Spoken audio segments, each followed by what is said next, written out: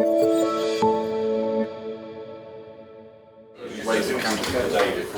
welcome to this meeting of the board, to the public meeting of the board. I'm Paul Reynolds, as Chair. Reminder to colleagues, it is a public meeting. We have 3 members of the public with us, and you're extremely welcome. Last time around on YouTube, we had 259 people that viewed it as well. And I reckon that's pretty astonishing because, much so, I'm really appreciative of Andrew's work in filming this. Last night I watched Adolescence, that idea of a whole programme with one pan shot for an hour. And I thought we beat that, we have 2 hours without any changes of camera angle. But I have to confess, watching our public board isn't quite as exciting as watching Adolescence, but nonetheless, thank you colleagues for joining us here. Welcome in particular to Hannah. It's your first meeting here, Executive Director of Operations, started days ago, or even not yet started. Okay, well you're week on Monday. So today you'll be staying politely quiet. This I hope will be the only board meeting in which you remain politely quiet. But also, Simon, I think it's your last one here.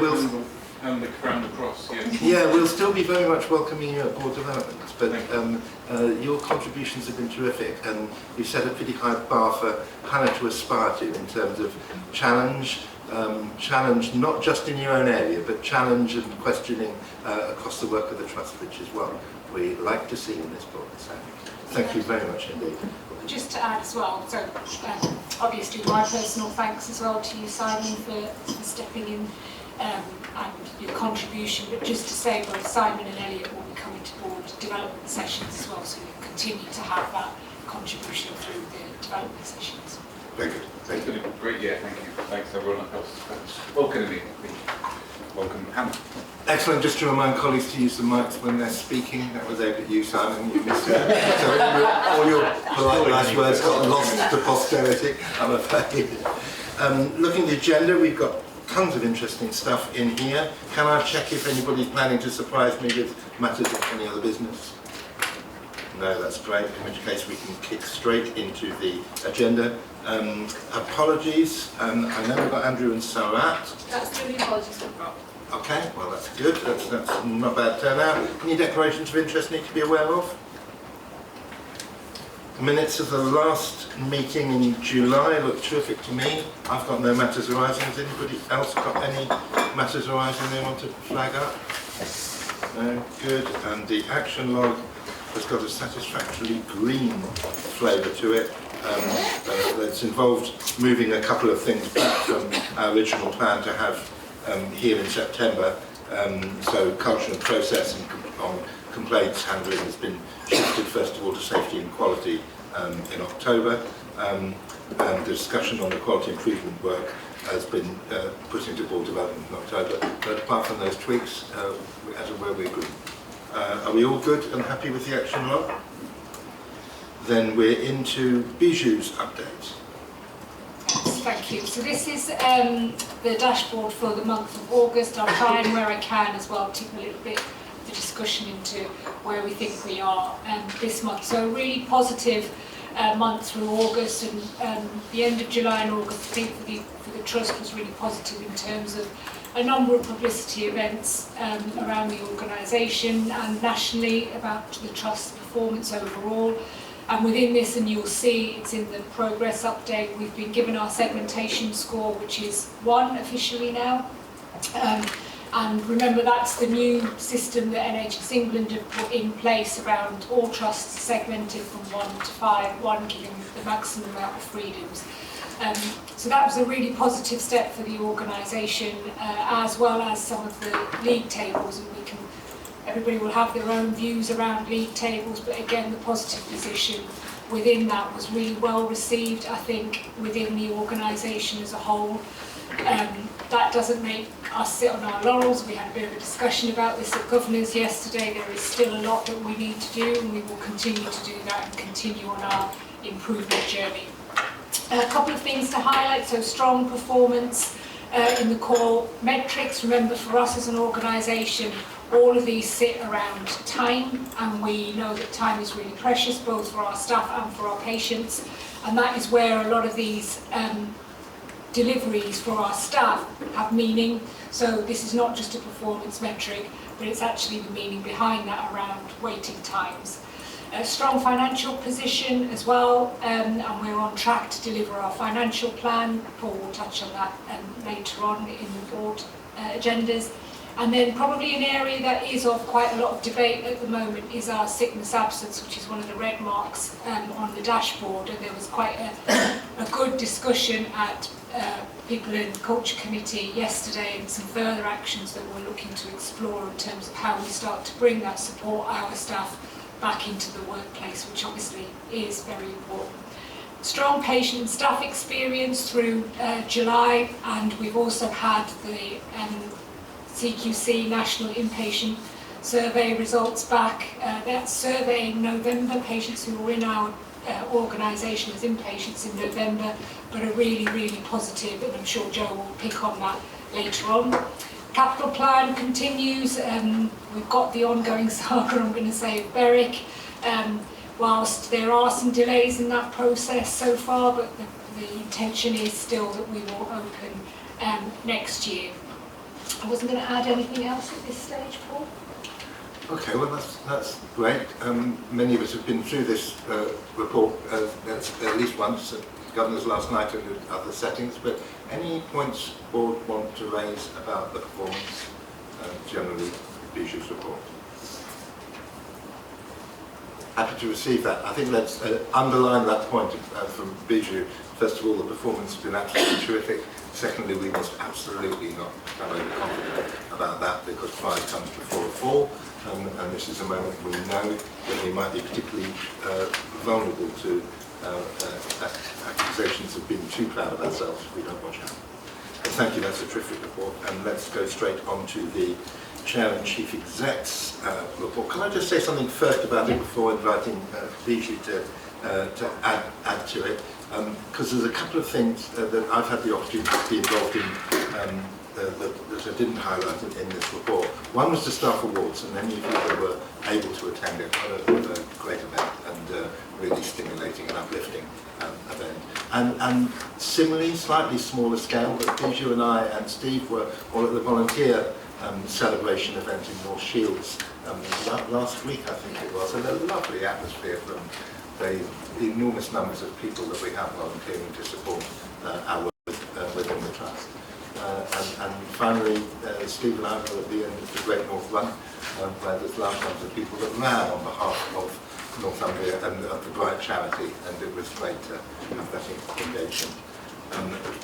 The stuff in the report is much more about my work with other trusts and trust chairs and the ICB and nationally, etc. And that's much less interesting. So over to you. Anything you want to highlight? You're going to give me the not much interesting. Yeah, there's a board there. So I won't go through the bits that we always talk about. So the regular sessions that we have with chief execs, with ICB colleagues, local authority colleagues. A couple of things to mention.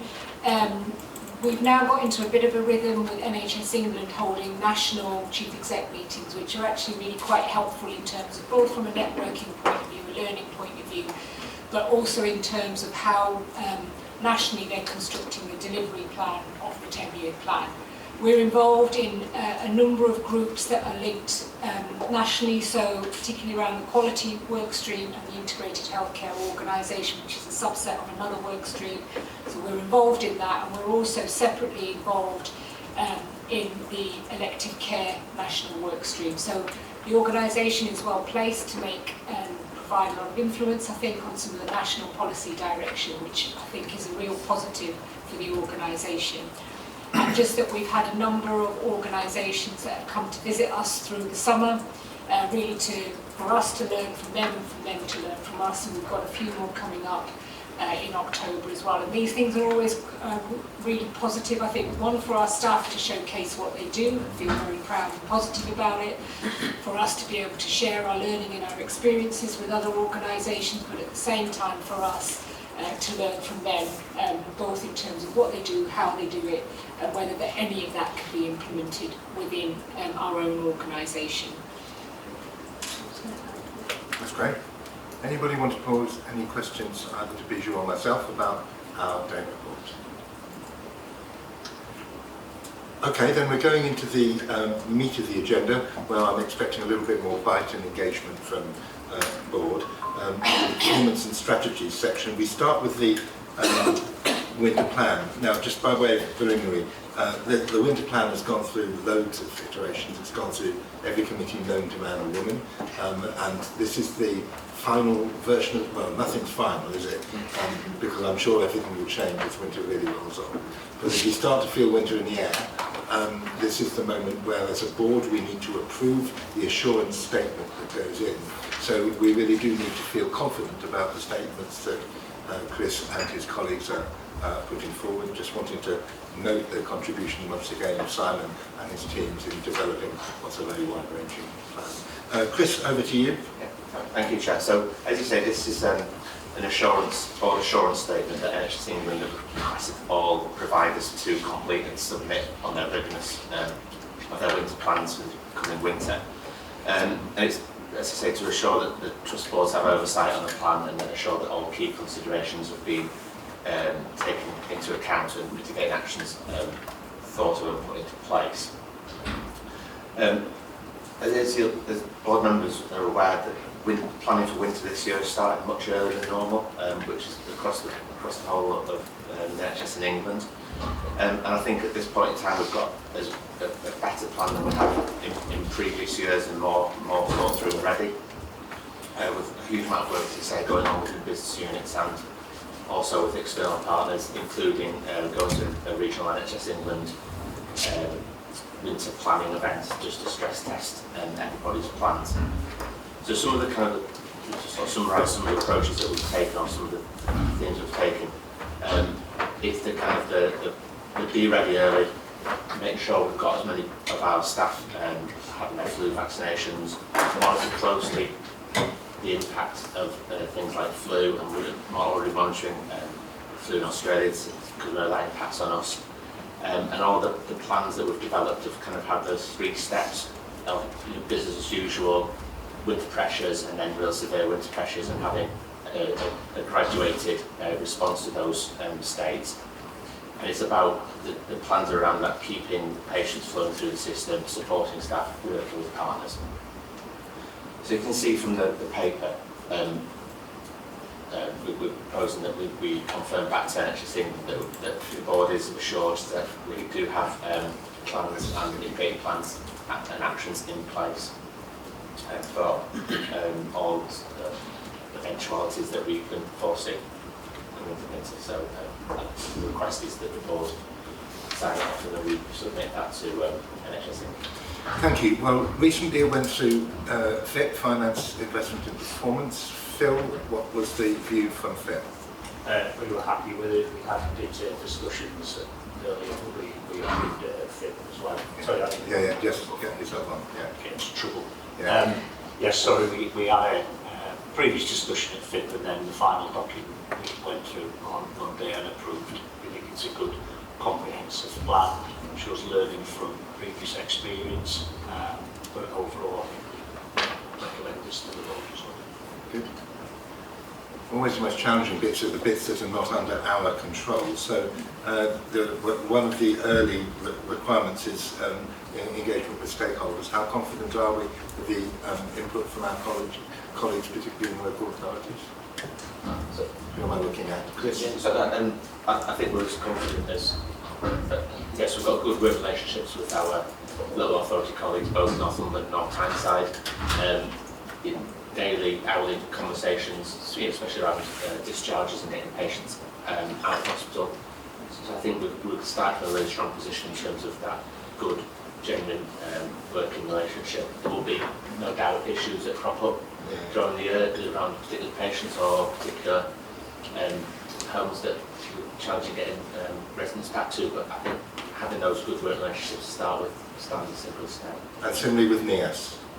Yeah, again, I think we'll always have challenges and we'll always have bits we need to pick up with NIAS colleagues, but again, we can pick the phone up with them, we can meet them, we know who they are, they know who we are. So I don't foresee any particular issues, but there will be. Okay, well, if everybody's really comfortable with this, given it's gone through several iterations. Oh, Margaret, come on in. Just to add, it is a great plan, but sticking with the stakeholders and the partnerships, how many of our stakeholders thought about changes that they're going to do to mitigate? I'm just thinking about 7-day discharge, particularly in relation to there isn't a service there in some of those organisations, so they're thinking about how they could change to support, because that's always been a challenge for us. Vijay. So I think not on the 7-day element, but what they have aligned themselves to, the way that we've got the 3 escalation bits of, because we've said to them that when we get into that very severe, we'll have a lot more senior presence. That's part of our plan within the building. They will mirror that with their social. We know that does have an impact, because in the same way our clinicians will take probably more risk than what some of our resident doctors would say or would do. Similarly, it's the same with social workers. So they've said they would mirror what our kind of escalation. So it's not 7 days, but it is a step change for them. Thank you. Ruth. Just one question really about the capacity issue. We've talked about sick leave already. Do we have some kind of early warning system if we had kind of a high sickness level in those senior or those key positions that would trigger us being just a bit more cautious about? Chris? Oh, sorry. Yeah, we absolutely need to. We've started trying to forecast absence as well, so trying to be on the front foot with moving forward in the winter months, so we can see what the projection is and how we can then manage it. But I think you're right, Ruth, I think it is a worry from a senior perspective, and each business unit department needs to have a specific plan should that escalate and become. Jeremy. So just one thing from me, and that really relates to getting winter ready. I'm getting my flu vaccine on Monday. I want all of the staff to get their flu vaccine. Nobody wants to get flu in hospital. Everyone wants to be cared for by people and teams who are protected against flu. It's actually a really vital contribution that we can all make, because that's what will keep the workforce in work and the patients safe. So vaccines here. I think winter starts with a jab. What a good luck. Very good luck. Fines, Jeremy. We had ours at email yesterday. Yeah, well done. I did try and get them to come along to board. Kate. Yeah, just 2 points. We went through the vaccination planning People and Culture Committee yesterday, so trying to think about different varied ways in which we can capture staff when they're working different shifts, etc. And also we've done some comms about staff being winter ready, so staff taking responsibility themselves to keep fit and well over the next few months, so we'll see how that goes. Flu will come late November. It's no point in having your jab in January. Jab now. I'd intended to give a message like that when we got to item 4.1, which is on the staff flu vaccination campaign, but we can never get it too early, can we? So that message to that, winter starts with a jab. Maybe this is something where the board can demonstrate its leadership. It would be nice, actually, if we were able to report that every board member had become vaccinated next time we meet. If we were able to find a way of checking if that's the case, I think that would set a really excellent example. Yeah. I'm assuming board members, those that don't qualify for being aged over 75, can still access it? I mean, Yes. Yeah, good, okay, that's great. Then thank you. Noting that we've had some assurance around the engagement of stakeholders, and we've had some assurance around the risks coming up through of unexpected staff absences, and noting the strong emphasis on the importance of the immunisation. I think the board is ready to sign off the statement as an accurate reflection of our plan. Good to move. That's great. Thank you very much indeed. And let's catch winter starts with a jab somewhere in the minutes. I really like that one. Medicine Manufacturing Centre, LLP. Again, this is one of those that's come through various committees, and today we're being asked formally to approve the letter of Medicine Manufacturing Centre's LLP board certification. Paul, are you going to introduce this first? I can, Chair. So this is an important development across the ICB. It brings to Seaton Delahunty in excess of 200 new employment opportunities to the Seaton Delahunty area, but also to the NHS, because it's in effect it's replacing work that is done outside the, in many cases outside the region. This represents the culmination of a process that we've gone through some detail with NHS England, and is rather unique across the NHS in the way that it brings together a number of organisations in partnership. So the LLP underpins that partnership arrangement. The LLP will be the standalone organisation, an arm's length body that will report directly into NHS England, although Northumbria will host the LLP.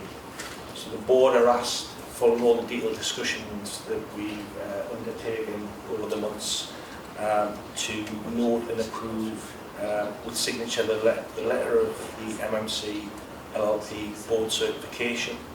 So that can be returned to NHS England for final verification, final ratification, and note that subsequently boards will, across the ICB, will receive the LLP members agreement for final approval before the LLP is established. Very good. We circulated this to the board earlier in the summer, so everybody's had a chance to reflect and raise any issues. Richard. So just one comment, because Ruth, Katie and I went to see the construction progress yesterday. It's really impressive. My prior life, I used to have line responsibility for 3 groups, so now that it's about the technology, and it is really, really impressive. It's going to be I think, a real flagship for the NHS and certainly this region. Brilliant. That's very good. And when we approved the scheme, we approved it in the expectation that once it was up and running, there was potential for further expansion if it met its targets. Are we still confident that we will have that option? Paul? There is a potential for a further phase of development. That will be part of the bidding process, and the sites will be prepared to. Jeremy. So I just want to say, very, very quietly, this is one of the most exciting things I think we're doing in a long, long time. Medicines are absolutely a key treatment in terms of healthcare, and a lot of money is spent on medicines and medicines delivery. I really hope that this cooperation and doing it at scale is not the only, it's not just in the manufacture of medicines that we can excel. There are many, many other aspects of that collaboration, and that site I have strong hopes for what we could do by centralising some of the pharmaceutical services. I think this is a forerunner and a model that will present a template going forward. It may not be an arm's length body going forward at this, but we will still have some form of LLP, a number of LLP arrangements across the patch to enable collaboration, in particular around procurement, because we're not using the best of our buying power currently, and an LLP would bind us more closely together going forward. Great. Yes, Phil. So just a quick question on the accounting. I know we refer to it as a subsidiary, but technically it's not a subsidiary. Is that now being confirmed and agreed with the centre? Yeah. Okay. Good, Ruth. Just to say, we had a great trip around, but Mark, as the MD of it, was really interesting about he's really keen on pushing this. This is not about we're just going to come and do what we said we were going to do, and that was what was great for me. He's got real high hopes on taking it further, and I think that's what we need behind it. Well, that's excellent. And of course, this is not simply Northumbria, although we are hosting it and we employ the staff, but this, the LLP will be owned by a range of Foundation Trust projects across the patch. Just remind me on that, Paul. So we currently employ the staff, but on establishment of the LLP, probably effective from the 1st of April next year, staff will be employed by the LLP itself. So they will be employed by the LLP through open competition, etc. So there's Okay, that's right. So we need to slightly rein back. I think having that sense of ambition is absolutely right. In the world that we're in, finding ways of expanding our own production and not depending upon America seems to me to be a highly strategic move for us and for the NHS. At the same time, Northumbria's levels of ambitions are not always matched by larger consortiums, so we will have to find ways of treading our way through. But given that the board has received this document previously and had the chance to comment over the summer, noting that the building work seems to be going really well, and noting that the staff share the ambitions of this board to move beyond what we've already committed to do a lot more. I'm asking you now if you're ready to approve the letter of certification so it can be returned to NHS England for final ratification. Yeah, good. And note that we'll hear more, we'll get the members' agreement in due course to the board. Thank you very much indeed. Ian, you're next on, and this is some rather encouraging, largely encouraging stuff from the GMC National Training Survey. It is. This is on. Right.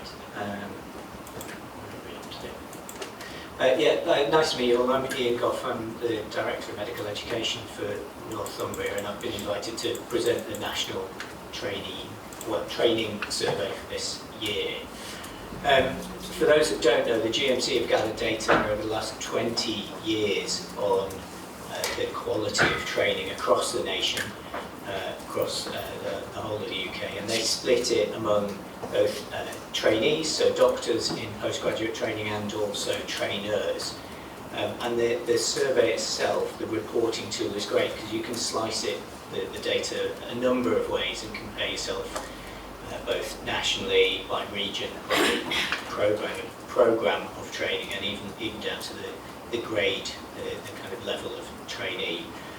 So I'm not going to present all of that, but we'll give a kind of headline figures for the nation, and then a bit about Northumbria itself. But I guess the top line or bottom line is that we are the top organisation in the top region. So really encouraging. So nationally, when we look at trainees, overall, trainees still find that their supervisory experience is really good. They enjoy training, but the GMC survey talks about burnout a lot, and Bijou and I have, kind of tried to drill down on what burnout means. In the survey, it looks very much like it's a combination of workloads, pressure of work seems to be going up, flexibility for trainees in where they can train, what their rotas look like has become more restrictive as time goes by, and less ability to train in the region or the specialty area that they want to. There's a bit about discrimination that's been highlighted nationally, but I don't think is a northeast issue to the same degree. The trainers generally still enjoy taking part in training, being part of, having it as a part of their job.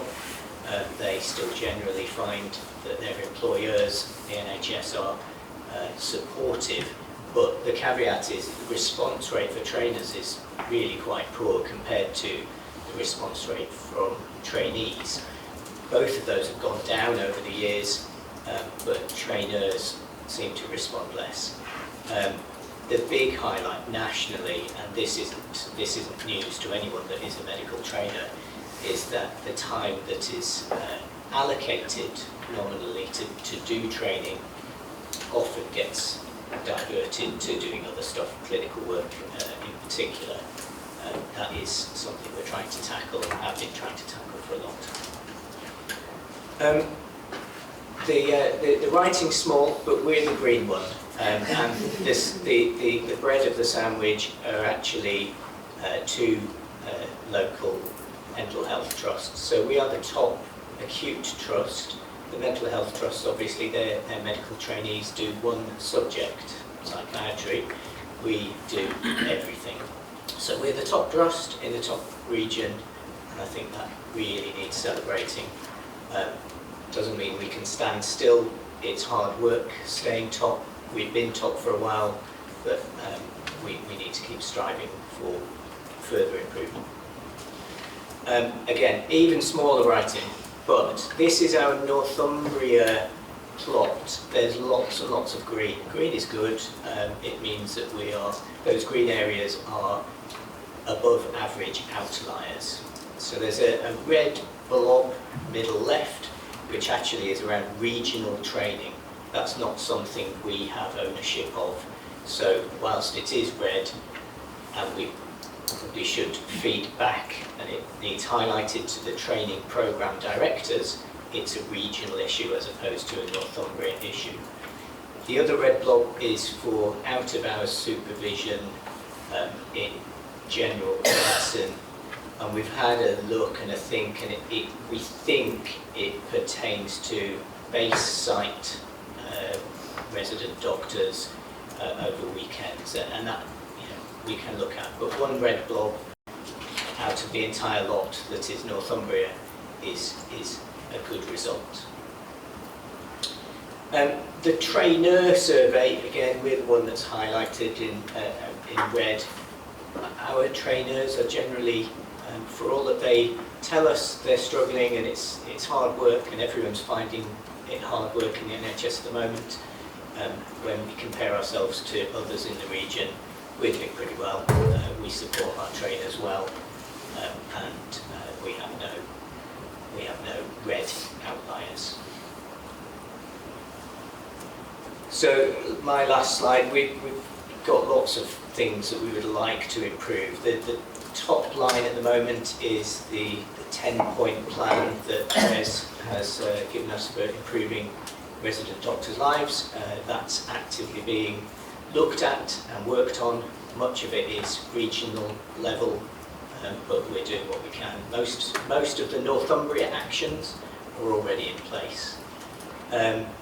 We've been trying for a long time to improve data for small specialties, so the GMC survey only reports, so to maintain confidentiality, they will only report once there's a certain number of trainees who have fed back. Otherwise, those trainees could be identifiable. So we are, in fact, we've sent it out just this morning, is aggregated multi-year feedback. Now, it's not as granular as the annual feedback, but it will help small specialties. We've got about a dozen small specialties that annually don't get any feedback. By aggregating it, we will allow them at least something to work from.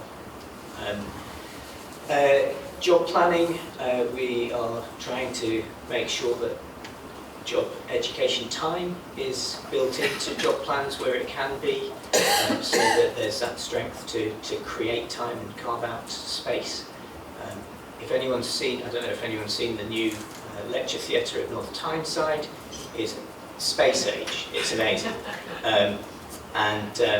We just need to make sure there's maintained some momentum among the facilities, because it sticks out like a sore thumb when you compare it to some of the other estates. So we need to upgrade that. More admin to support educators. Last thing I want, both either clinically or educationally, is that the teachers and the clinicians are doing lots of the admin themselves, so we're streamlining that, and we are gradually working to improve our education for faculty. We've brought in lots of multi-professional staff, SAS doctors, pharmacists. We've got a very eclectic mix of people in our education department, and I think that brings a good culture. It shows that Northumbria is a place where everyone trains together. So that's me. Happy to take any questions. Ian, thank you. Really clear presentation. Very grateful. Kate first. Thank you, thanks Ian. And you mentioned earlier about it's something to celebrate. It absolutely is. I think these results are fantastic. So thank you to you and the team and others that are across the trust that are involved in this. It's absolutely fantastic. A couple of points for me. So 10-point plan, I think you're right. I think we feel quite comfortable in terms of how we are meeting that, and that will come back through Trust Board in November. So we've been given 12 weeks to complete that. There's a working group in place, and so look at that as part of my update as well. There was one question that I had, Ian, around the workload element on the trainee survey. So I know they're clearly above national average, but they're low. The numbers are low across the workload. Now I know this is subjective, but any thoughts or feelings around why they are so low across all specialties? The intensity of work, I think we have over years compressed resident doctors' working hours so that when they are there, yes, we're not doing 168-hour weeks anymore, but the intensity of the work when it is coming through is more. And I think it's a reflection of, we've seen it in ED here, the numbers go up and up, month on month. I think there is genuinely more work to do, and they're feeling it, as are the trainers. Particularly in emergency medicine, isn't it? The pressures on workload. Yeah, there's huge amounts, but we're able to do more with people now as well, and the workforce has not expanded at the rate that the workload has, and yes, we need to, as medics, work more efficiently, but acknowledge that there is increased pressure, and training can get squeezed as part of that. Marion, and then Jeremy. Thank you, and thanks Ian. And I'll give you the facilities at no time to enter the curriculum. I just wondered about page 39. You mentioned about the smaller areas and those that have less than 3 trainees. And I know that you're looking into this, in the future. But I just wondered how we actually find out how they are actually feeling. Keeping it anonymous. But I just wondered if there was another way that we could do that, because some of these specialties there, are having quite a lot of difficulties, and it would be good to hear from these. Yeah, so traditionally, I think it is a tension between maintaining anonymity for the trainees versus getting data. Smaller specialties have traditionally run their own separate local survey, but then you have no national benchmarks to compare to. Internally, we have a monthly medical education strategy board. The specialties come, they report back, we discuss their challenges. I think this aggregated data is going to be really useful because we can refresh it each year with the 3-year time window changing and moving on by a year. That will at least allow them some kind of to track changes and improvements over time. It doesn't appear, we get a kind of monthly update from the Guardian of Safe Working. There's nothing flagging with small specialties that is out of keeping with the broader trust patterns. And do you feel that you get enough feedback from the business units themselves if they feel that there's any issues or anything? So, I'm invited to the medical directors and business units meeting, so we get to discuss training topics between us there and then, and all of the departments are invited to the monthly Med Ed strategy board, and they do attend.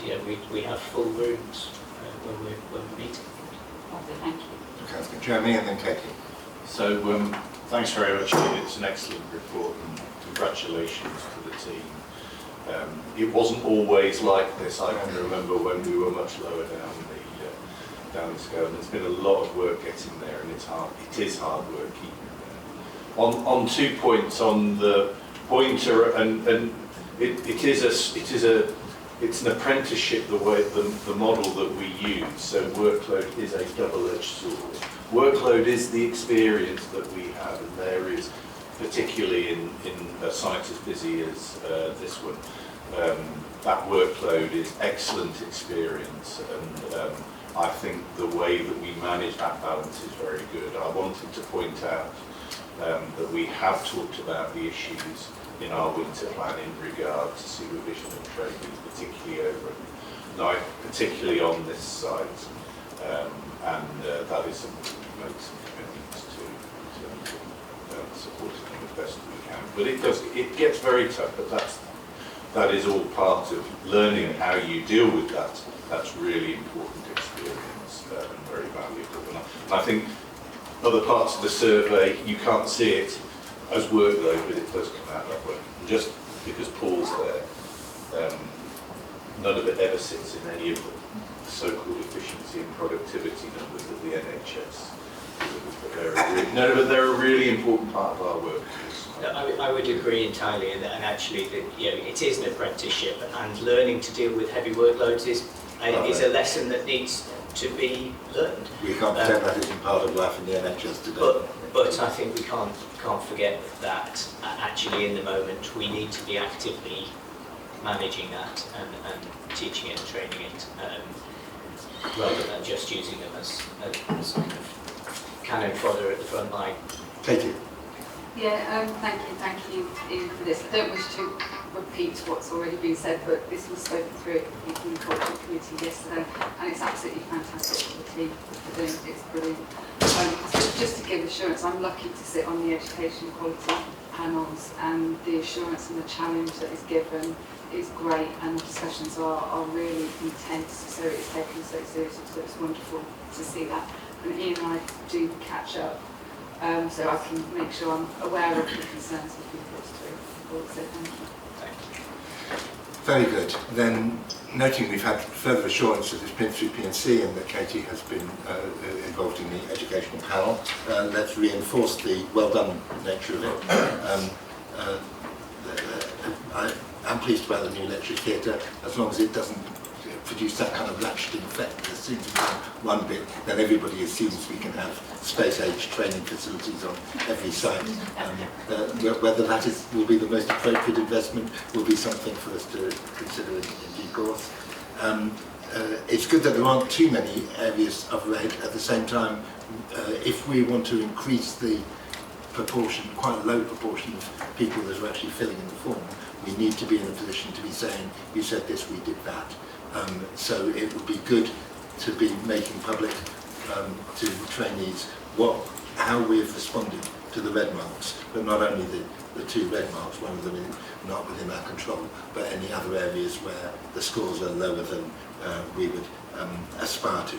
We've had some assurance that we have a way of getting information from the smaller specialities that don't infringe upon confidentiality, but we can ensure still one way or another within the system that we are learning and feeding back, and we've had assurance from Ian that he's getting the input from business units. With that summary, are we good to note this report and move on? We are. That's good. Thank you very much indeed. Then next up, Stephen, sorry I've had you sitting here for a little bit just so that we can keep things rolling. We've got your normal, really comprehensive and full health and safety report. Thank you, Ian. Thank you very much. Thank you. I'll just take quickly through the report and then we'll discuss the strategy that we have for the violence and prevention as well. So we had 107 accidents reported since the last report in the last 2 months, which is really average of what we have been reported over the last 12 months. Out of them 107, there was 3 reported to the Health and Safety Executive, 2 injuries to members of staff and 1 to a member of the public who was struck by a piece of fencing, was blown over at Berwick during the high winds, but that was investigated, closed down, the site was closed down immediately. Work was made to get the fencing checked, so that was within a day, was all sorted out there. The violence and aggression, we've had 195 reported cases in the last 2 months. That's an increase of 10 since the last report. August was a big spike of 109. So there was no real trends on why that was a spike. We are looking into that. And out of them 195 incidents, we sent out 31 warning letters. There's no exclusion letters. Again, that was a big spike in July from the incidents, but we carry on with what I let out meeting every month. I've set up a meeting with the regional trust, including NIAS and the police as well, to discuss and improve communications and procedures in place for patients that have been excluded. not just from our trust, but from the regional trust as well.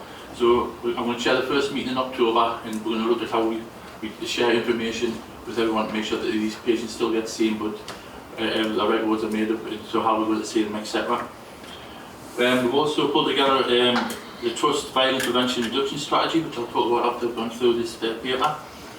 Our risk assessments are sitting at 99% across the Trust, which is a good, really good figure. It's only 2 or 3 short, which we monitor every month and send out to each business unit, so that's really good, positive. We had a security audit at Seaton Dalrymple. It came out as reasonable assurance.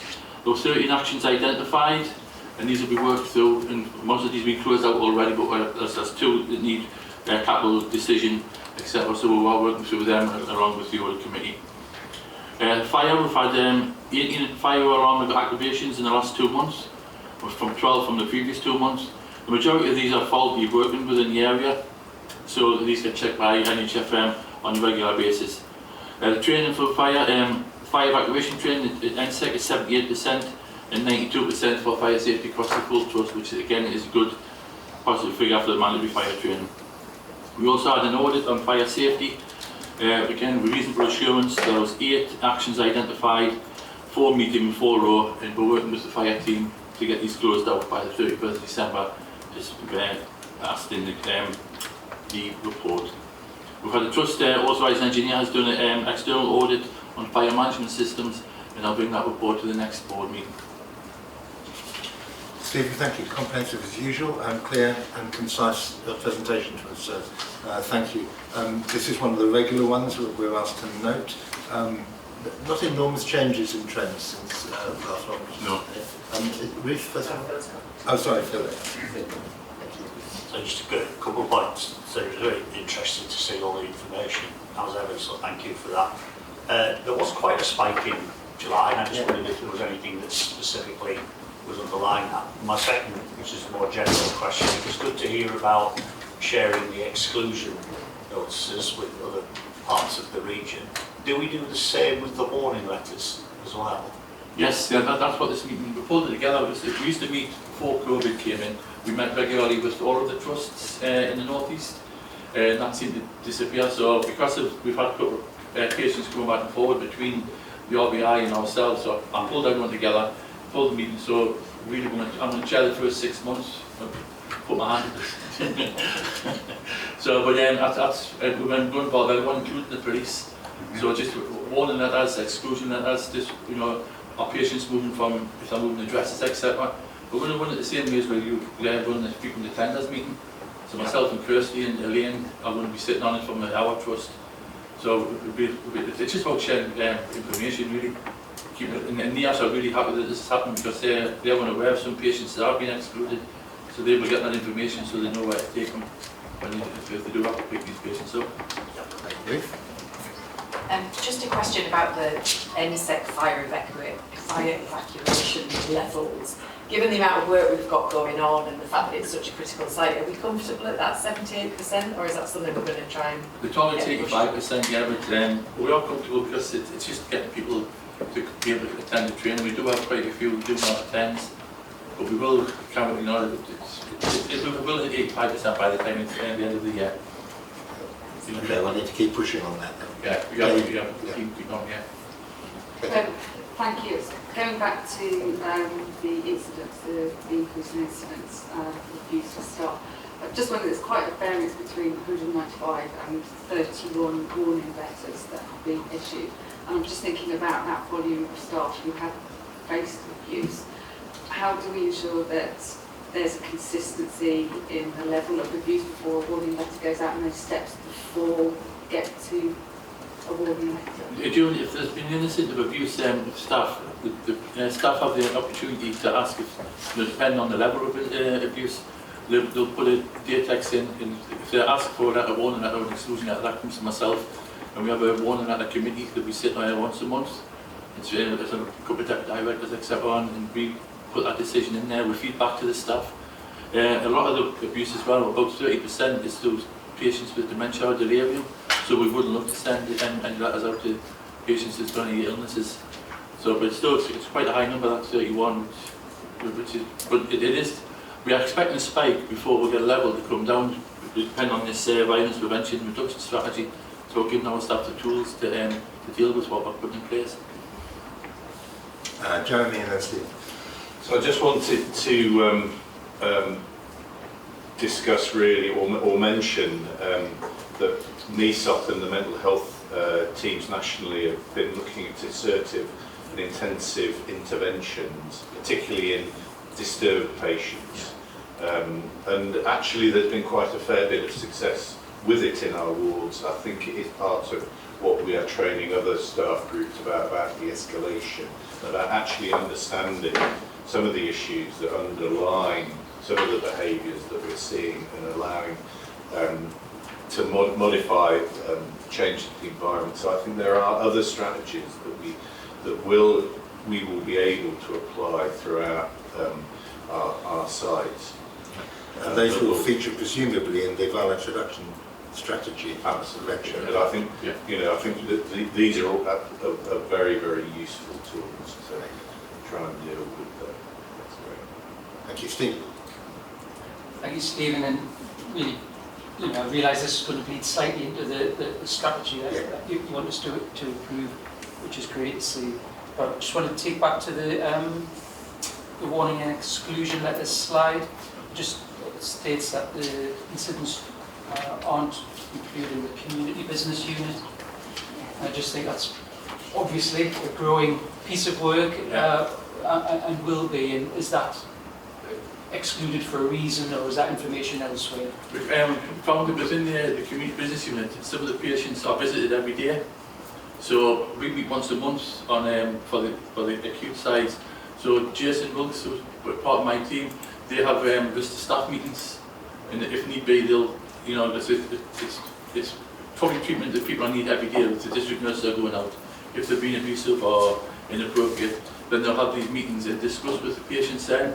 It seems to be like a final point where we send a letter out to them. It works differently with the community just because they're visited every day. So we all work with part of the strategy. We are trying to build that in. How do we work with the community business unit about sending letters out? It's very rare that we exclude somebody that is getting home visits, because a lot of them may be end of life, etc. So or have the different type of illnesses. So because that's part of what we do look at, is depending on what the illnesses are before we send the letters. So it is part of this strategy that we are trying to build that into our letter group. We're still evolving with the letter group. It's come a long way in the last 12 months. And it's probably worth us highlighting actually that the instance, I suspect, is higher in community business unit than anywhere else really. It's the second highest. Second highest, yeah. Okay, Richard and then Mary. So elsewhere on the People and Culture Committee agenda yesterday in the E&I report, we saw the number of problems of racist abuse, which is 25 in the last 12 months. Obviously very sensitive in the current environment, the need to protect our staff through what could be a difficult period. And certainly when we've got to the discussions, fairly raw emotions coming out from the staff side. I just want to highlight it to the board. It's something that we just need to keep on our radar, because it's scary times we're going through. Usually, do you want to say anything further on that? Because we're conscious that this weekend is a time of potential pressure, and we're being encouraged, I think, not to highlight it too much for fear that it becomes a growing thing. So we're aware through various other sources about when certain community issues, protests are happening, and in what part of our patch they are. We look to support our staff, particularly travel to and from work, so that's that element. I think internally we have always been very, very clear that we won't tolerate the comments that you sometimes get, particularly in the ED department, of I'm not being treated by, and our view very much is you're either being treated by or you can leave. It's one or the other. So there's actually no grey area around that. And we like to think that we empower our staff, anybody, to have that conversation, recognising it can be difficult for some, so there is always levels of escalation of if the person on the shop floor feels that they can't say that, there are levels of escalation about other people that will come and say that for them.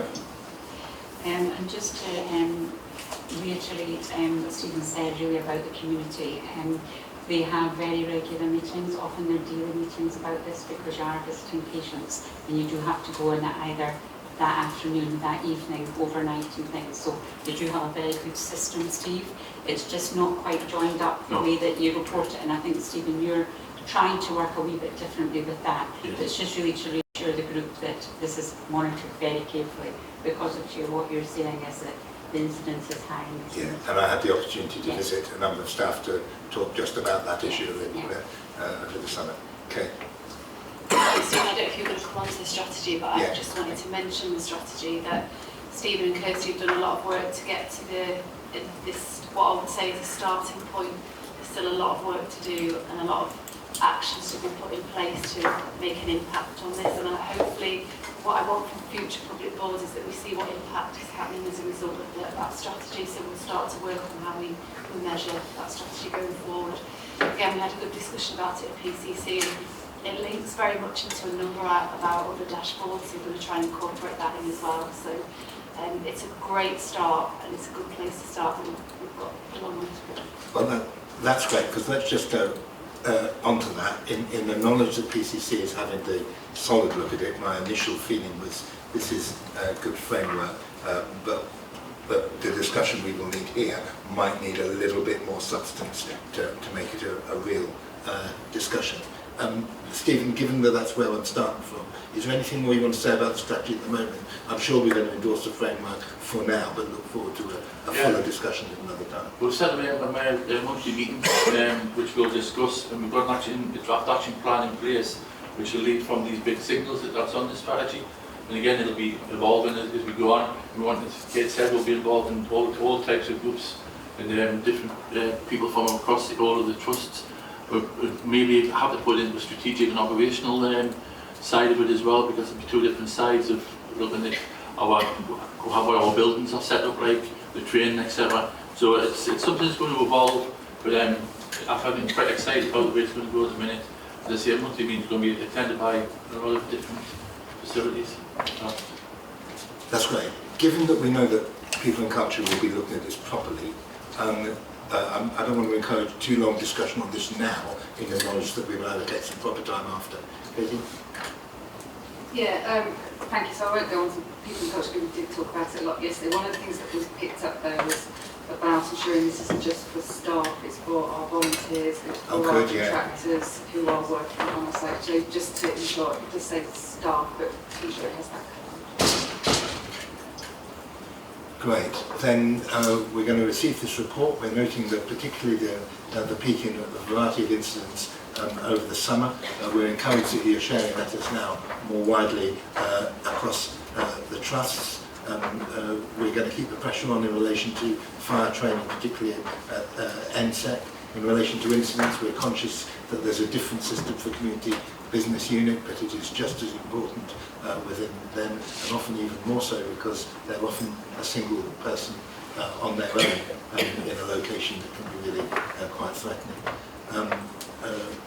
We've noted the issue about racist abuse, and we're underlining the commitment from this board to be having a no tolerance approach to this. We're supporting the development of the violence strategy, violence reduction strategy, looking forward to a fuller discussion once it's gone through more fully through People and Culture, and it'll come back to a future meeting. And with that, I'll be happy to note the reports from Stephen. Thank you very much indeed. Colleagues, you understand why I wanted to give that a little bit more time than we'd allocated on the agenda, but let's move straight on to Kate. This is another report, of course, that's already been thoroughly chewed over by Katie and colleagues on People and Culture. I'm just going to pick 2 or 3 things out. So from a performance perspective, the dashboards in the pack, and generally performance is good across the People and MD services. Bijou mentioned at the start around absence, and you'll see in my paper maybe 40% of our absence rate is due to mental health issues within our staff. So we're trying to make some targeted interventions on that basis around mental health. So, for example, who has the conversation with staff? We have a lot of staff in the organisation who are very capable, but some that maybe haven't had the experience of shifting the dial a little bit on that. we've got some information about our areas where mental health absence is significant, so targeting those areas to have those conversations. But I think most importantly is focusing on prevention, so ensuring that line managers know their staff and understand and enable them to not go off rather than go off on sick leave, so being flexible about their working patterns, etc. So there's a lot of work going on in terms of absence. I wanted to pull out the industrial action section, so a further agreement's now being reached with Unison regional colleagues and our local staff side colleagues through the Special Trust Partnership. So this is in relation to the back pay to the nursing assistants. So this ends the disputes and it's very positive for our nursing assistants who will receive the pay on Friday. We have had a number of queries, but we're addressing those queries, and I think it's very positive that we've come to this resolution. With the resident director 10-point plans being mentioned, I just wanted to mention two other things that need board's attention. So that's the Sexual Safety Board Assurance Framework. So the NHS have launched the Sexual Safety Charter, which, like the conversation around racism we've just had, is a zero tolerance approach. So all organisations have been asked to do an audit, which came to PCC yesterday. It's predominantly green. There are some amber areas on there with things for us to work on. So, and there's a board champion requirement for sexual safety, which we'll work with Laura. There's a couple that we need, so we'll work with Laura on who that will be. And then our job evaluation, so the nursing and midwifery profiles, work has started on assessing those profiles, and we had a great presentation yesterday about how we will go about doing that, and it's a full consultation with our staff around the changes, which we are also working regionally as well, because I think people be aware with the healthcare assistants, we ended up in a position where trusts were doing lots of different things, so we want to ensure that we're working with the regional colleagues as well and having a standard. So this will continue to come through to board on progress, so we'll be developing a dashboard around job descriptions that we've reviewed and where we are at with completion of those. And that's all I wanted to say. Thank you. Good. Katie, anything you want to highlight from the PMC discussion? Nothing, but Kate summed it up perfectly. We went through all of that in detail yesterday. I think it's also, we quite rightly focus on the more negatives or where actions are needed. There's also a lot of good happening at the moment with some of the stats and things coming through and how we're supporting staff. So just thanks to Kate. Very good. Questions, comments, reflections? There's a satisfying level of green on this dashboard, which is always very nice to see. Well done on managing the negotiations around industrial action. Sexual safety, will that require board, I mean it's called a board assurance framework, at some point will it need to come to board for Yes, I'm going to bring the audit back to board in November. November, okay. And the 10-point plan similarly on the same timescale? Yes. Yeah. Okay. Are we good to note that report and the dashboard? Thank you very much indeed. Ross, over to you, the comms engagement. This is rather positive, this, isn't it? Another positive report. Let's have a bit of grit here. Ross. Yes, thanks, Chair. Pleased to say, despite some of the tricky issues we've all been working on and discussing today, it's another really positive report that shows high levels of public trust, sentiment, a really strong pipeline of stories and engagement with our public. So really pleased with how that's gone. I think the team are really focused on that mission of building positive relationships, reputation and trust, and looking at all the different levers we can pull to help the trust achieve that. So you'll see in the report there was some really high level landmark things, including the official opening of this building, some significant media coverage, and because we work a quarter in arrears with this reporting, we're just working on the next one already, and actually that's a very positive report as well. So I'm touching wood and don't want to jinx things, but again, really strong systems in place. We've moved within the team to a business unit partner approach, which I think has just helped refine some of those messages and some of those stories from the front line, and being able to work with individual business units on a much more operational level. And we've also been looking at some of the channels we use and how we refine those. So earlier today, Ben, who's here, I won't embarrass him too much, but did a note nationally for a lot of the trusts who were interested in our approach to WhatsApp and social media. So again, really positive one. Lots of tricky things going on, but happy to take any questions. Very good. Who's got a point, or are we simply ready to know with pleasure? Yeah, please. Just a comment to make that we shouldn't underestimate how we hear it here, but actually this information is really valid for all of our staff. It's a way of them understanding what other parts of the organisation are actually doing because of our spread across all of our sites and the vast number of people that work within the organisation. So they are good news stories, but clearly when they're not, Ross also brings them here. I think probably from my part, I probably underestimated some of quite positive impact of some of the things that happened over the summer had across the organisation, where people who you wouldn't expect sort of stop you and say, did you know that we were, yeah, I didn't know that. It was just very nice to hear that from staff on the shop floor. So thanks to Ross and the team for continuing to get these good news stories out. Very good. Yes, Mary. Thank you very much, Ross, and to the team. And I would completely agree with the business unit partner sort of profile. I know we do that with HR, we do it with finance, and delighted that you're doing that in comms as well. And I'm not just saying that because Ben's here, but I think it gets the people involved and feel they belong, and you know where the business units are going, and then the inter-business unit dependencies and things, and any unintended consequences. So it's really helpful, and that's been really helpful. Very good. Okay, good. Ready to move on? We're into the section where we've got some annual reports to approve. As ever, they've often gone through a number of places, but first of all, let's start with what I love this title, Responsible Officer's Report. Kate, are you the responsible officer, or is it Jeremy that's the responsible officer? It's really debatable. It's very debatable. It's not me anymore. It is okay. Okay, so who's asking us to approve this report? Joe. I am on behalf of Colin Doyle, who's our responsible officer. Okay. So this is the usual report. It's mandated by the GMC to come to Trust Board, and it's the performance figures in terms of the revalidation process, which is based on, for medical staff who are connected to us, cycles of annual appraisal. Again, there have been no issues to prevent me recommending this board for Okay, that's a pretty straightforward recommendation to us. Any questions or comments?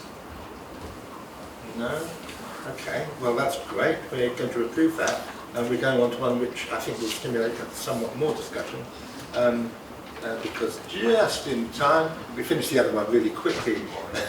And so, said you were running late. well, we were, and then we've caught up rapidly. So we're now into looking at the Innovation Research and Development annual report, which we will want to approve, and then we're going to look at the strategy as well about innovation research and development. And David, over to you. Is Peter coming in as well? Peter's sorry. Peter's not coming. No, She sends her apologies. Okay, David, just you. Great report. So over to you. Yeah, so I'm Dave Townsend. I'm usually joined by Peter Heslop, who sends her apologies. So thank you for the invitation again. You should have the annual report and the strategy document, and then I've got a couple of slides just to run through the headlines, and then I can answer any questions. So, yeah, we maintain a strong position nationally within R&D. At a clinical delivery level, we've recruited nearly 7,000 patients to studies within Northumbria. We maintain good academic relationships. We have a long-standing relationship with Newcastle, and we're developing relationships with Sunderland, particularly Northumbria. Patients come first in the Trust. The North East has been really pioneering in putting patient experience at the forefront of research, and every year we're invited to take part in patient experience surveys in Northumbria, maintain their position in the top 3, both with response rate and patient experience itself. Those of you who've been here for long enough will remember that a few years ago R&D was in a bit of financial peril. I think it's safe to say that we're now out of that financial peril, and we have financial stability.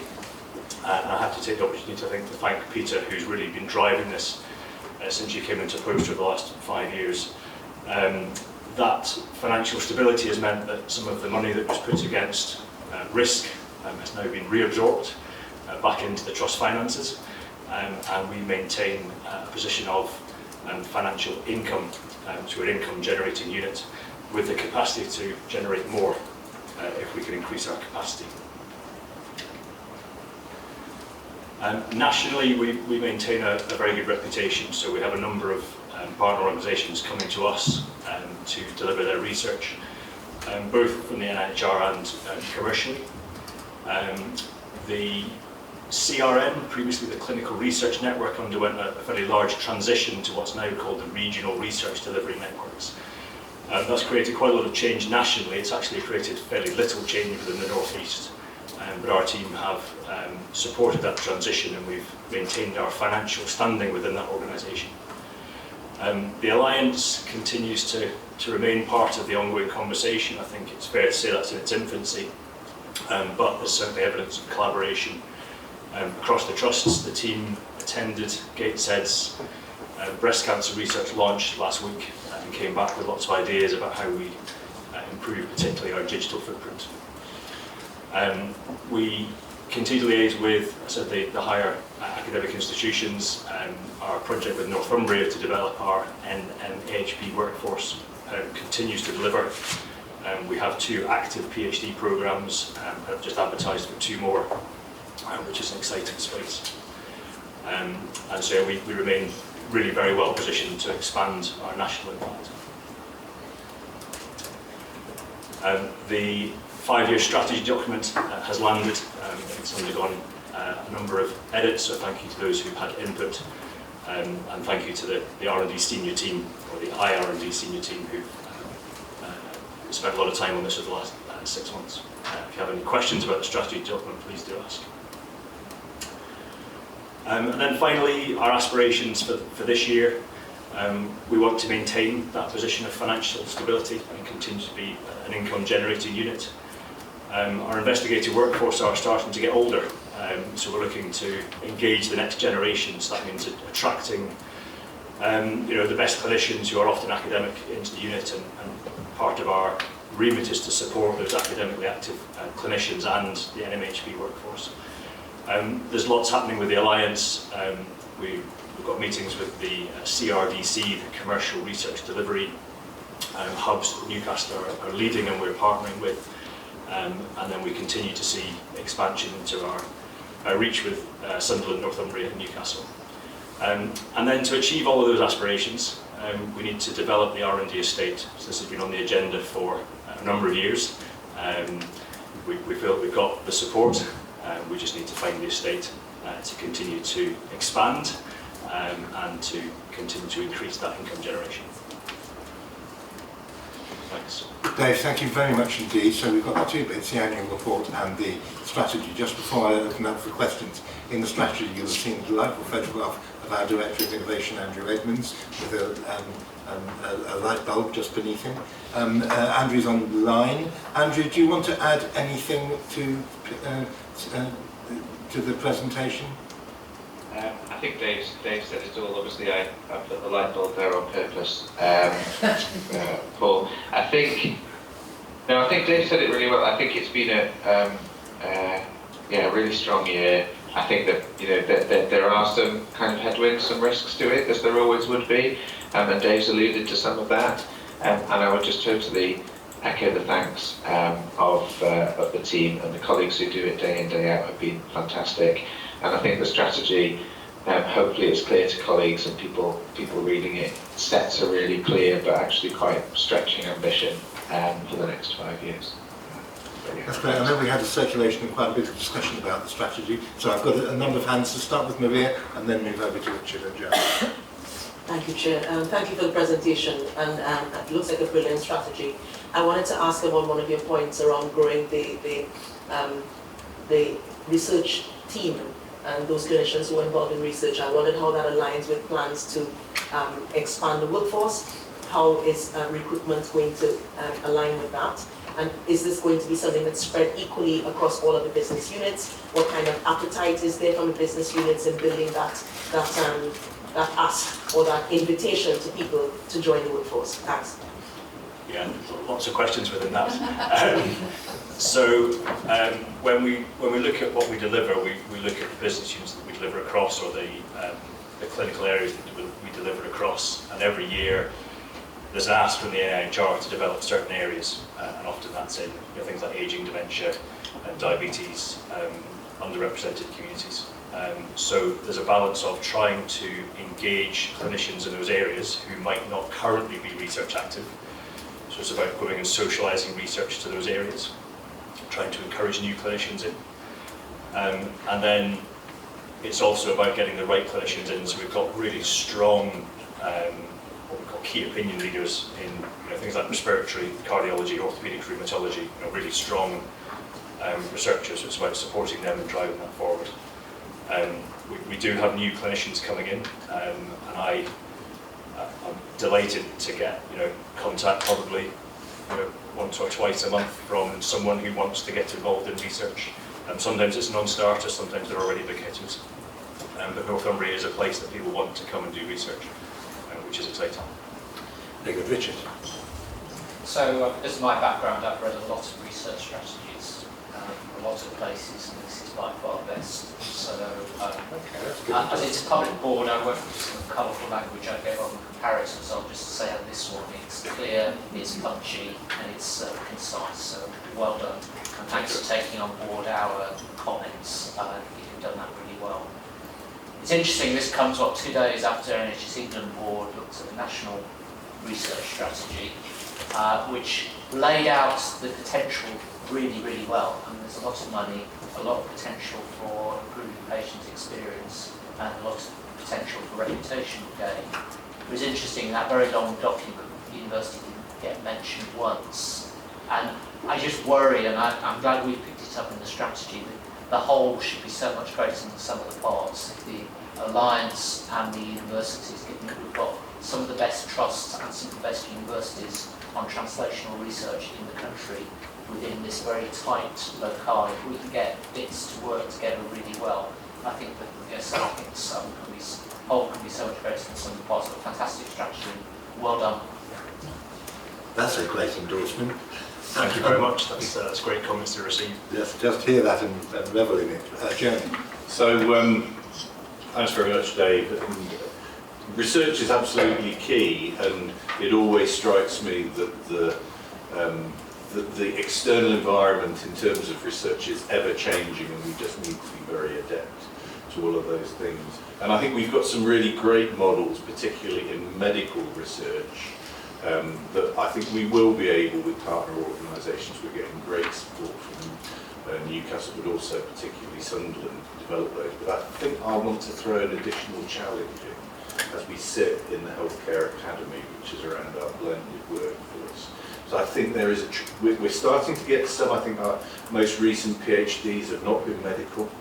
I think that there is an enormous opportunity, because I think the face of research is going to change. It probably isn't going to be quite as driven by all of the pharmaceutical industry.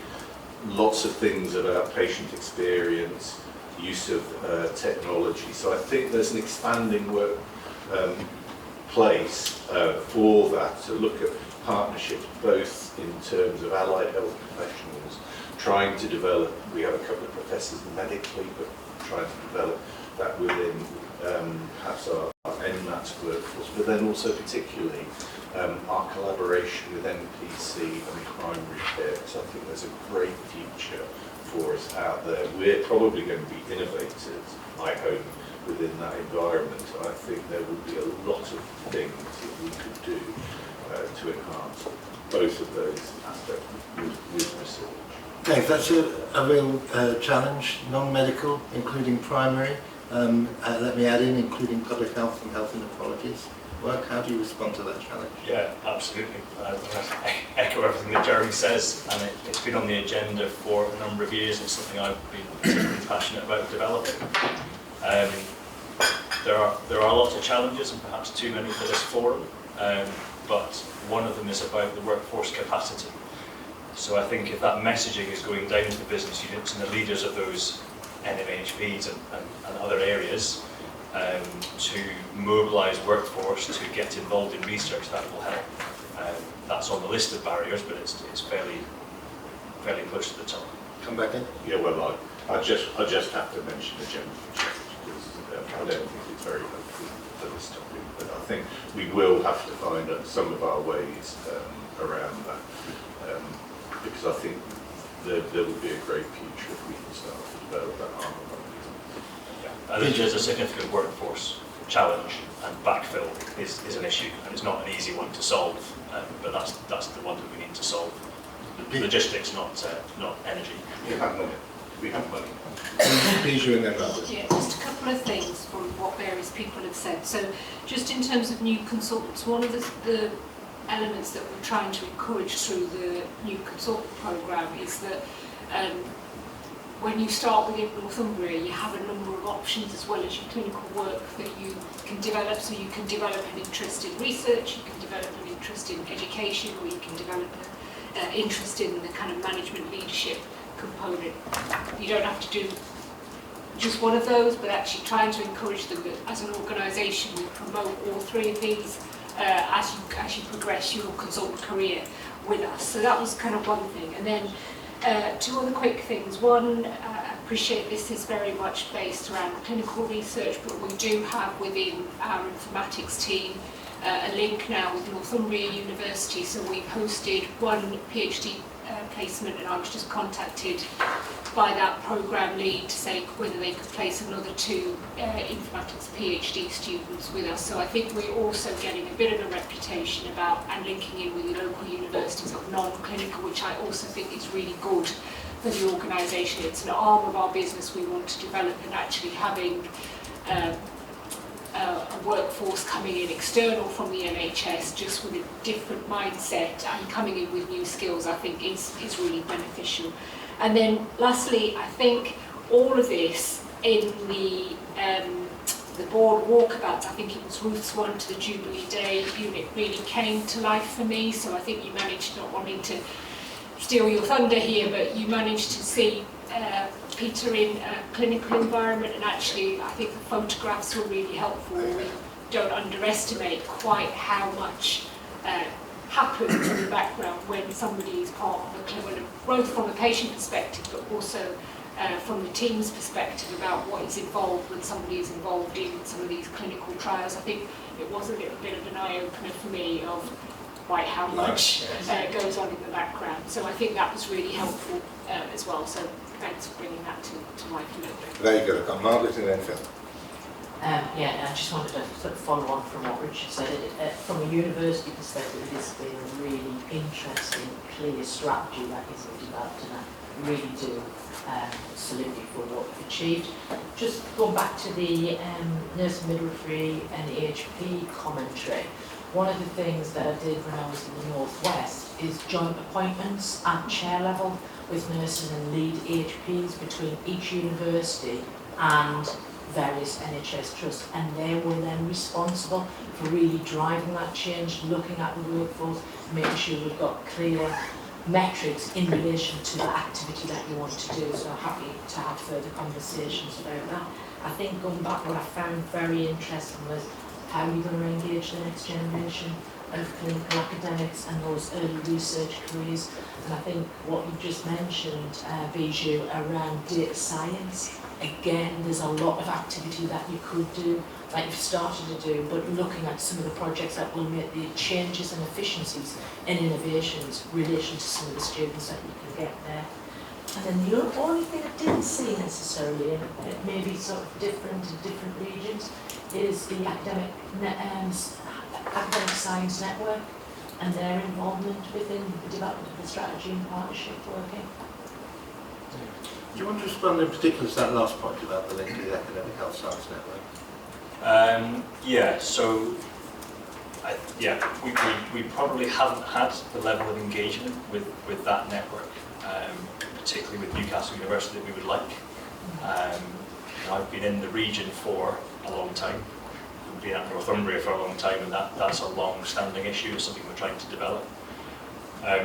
We have some clinical academics embedded within various streams in Newcastle. I've had some conversations with them, partly stimulated by the comments on the strategy about how we engage more. And actually they are, a lot of them are dead keen to engage with us, particularly because of the population we have and some of the clinical excellence that we have. And that's an area that I think we can expand. So I'm going to say watch this space, but thanks for the comment. Okay, Phil? Yeah, you just say we've obviously focused on the research and clinical aspects of this. Just to remind everyone that on the innovation piece, it's also about our commercial innovation, which we already do a lot of anyway, but just to say that will continue to be an important part of what we want to develop, diversification of other income streams and so forth. I also think the light bulb should have been above Andrew's head rather than below, but that's just a minor comment. And that's actually a trigger Andrew's flagging up, so let me bring him in before Andrew. Yeah, it's not about the light bulb, but I mean, you're absolutely right about the commercial and the diversification elements within the innovation work as well. It was just to pick up the point about the Academic Health Science Network. So actually, I think we have a very close and good relationship with the North East and North Cumbria one. I'm actually sat right now within their offices, and we have a contractual, as well as our membership relationship with them, we have contractual relationships with them as well, and they actually provide us a lot of support on the innovation work, and have a very clear kind of pathway of specific kind of functions of innovation, and we draw off them and use them wherever we can and wherever it's useful to the particular projects. And they actually part fund some of the innovation posts as well, and that's a great benefit to us as well. So I just wanted to add that. Thank you for that, Andrew. Alistair, and then I'm going to wind up here. Really good paper. Also, like, there is a clear distinction between research and innovation, but I think there's also quite a lot of things that we do that I think overlap a bit with research. You know, we talked about the comm strategy and social media and actually how that works. There's bits that we do that are innovative, both in patient experience, in terms of comms and in terms of quality improvements that aren't traditionally captured within research, might be more social science rather than pure clinical science. And part of me thinks that research is a great tool because of the robustness of the approach to then enable us to then diffuse it to others, because people will often believe a research paper, well, they won't believe somebody says, well, I'll just improve this. And there is a bit of an art to actually how we capture some of the quality improvements and some of the things we're doing day to day in a robust research way to actually allow the wider spread across the NHS, because I think otherwise you don't have the robust backbone to share it. And that's not pure clinical research, but I do think there's an opportunity there that we should look at it. We need to see about how that could be also commercial, because it might not be, it might be more about selling the message. But I know that some of the universities might be interested in that, and that's almost a clinical implementation rather than pure clinical research in other fields. So it's something we should maybe think about. Very good. Steve. Kind of building on what Alice just said, I was quite, my interest was piqued a little bit by the report describing the care leavers mentoring network, and just did make me think, are you content that the work that you do is suitably connected to things like Health Inequalities Programme Board, Community Promise, the work of the public health team. It just feels like there's, as Alice says, there's a lot of social elements to it, albeit that I agree that the clinical and commercial opportunities always going to be very big in this area. There's obviously always a risk of starting with a narrow strategy and then expanding so wide that it loses its focus, but that's quite a strong challenge from Steve and from Alistair, and building on the challenge from Jeremy. How do you respond to that? So yes, I think we take your comments on board, and these are conversations that are happening both locally, regionally and nationally already, because they are areas of need. I think there are various parts of the strategy that will hopefully start to address that. So both with the partner organisations, the development of the NMHP strategies, the development of community hubs. So I think we absolutely take on board the challenge and watch this space. Okay, that was a really good and wide-ranging discussion, which I hope you also found helpful and empowering, Dave. Really powerful to hear from Richard that this is as good a research strategy as he's seen, and he's seen an awful lot of them, so that's great. We've talked about the issues about how to engage all the different business units as more effectively over the coming years. We've talked about the collaborations with universities and across with the Alliance. We've talked in particular about some of the next stage, non-medical, including commercial, including primary care, public health. I think probably everybody's had a good opportunity to contribute to the strategy already, but I actually think in the light of this discussion, we might be wanting to hope that in the regular reports, it will doubtless be bringing to us on this strategy, that you'll make sure there is sufficient focus on non-medical, not instead of medical, just as well as. But underneath it all, I suspect we all feel that one of the most important measures of an effective organisation is how well embedded it is into research and quality improvement, and to have such a strong department that's linking well and increasingly well with partner organisations across the Alliance and beyond is a really good measure of the health of our trust. So thank you, Dave. And I think I'm asking you to endorse the report and to approve the strategy. Thank you. I'm going to suggest a 5-minute comfort break because we're actually 4 minutes ahead of time. So let's have a 5-minute break. Thanks, colleagues. I always regret giving a 5-minute break. It never quite works, does it? Yeah. So welcome back and welcome to our second night of the discussions around the flu vaccination plans. Jeremy hijacked it earlier on when we were talking about the plan, but now we've actually got a bit of data and some summary of where we've got to, and we've got Nicole to set it out. Morning everyone, can you hear me all okay? Yeah. Yeah, so thank you for inviting me. So here today to give a little bit of an update on flu. So just to give a bit of an overview, we have changed our model this year on our delivery, and we have introduced peer vaccinators to our model to try and increase the flu uptake. So as it stands at the minute, we are starting the hubs on the 6th of October, but the team have already started vaccinating, so I've got a few figures since the paper was obviously written. So in terms of how many staff we need to vaccinate to reach our 75% target, which is what we have set ourselves internally, even though nationally it's 5%. I know it's quite ambitious, but that's what we would like to do. We're looking at 6,264 frontline staff. So to date, we have vaccinated 81 frontline and 21 non-frontline. Our booking appointments started on the 18th of August. We released 8,285 appointments, and out of those, 2,265 are booked. We've got Blythe, Alnwick and Hexham leading the way from the site perspective in terms of booking of appointments. So we just need to push a little bit more with the other sites.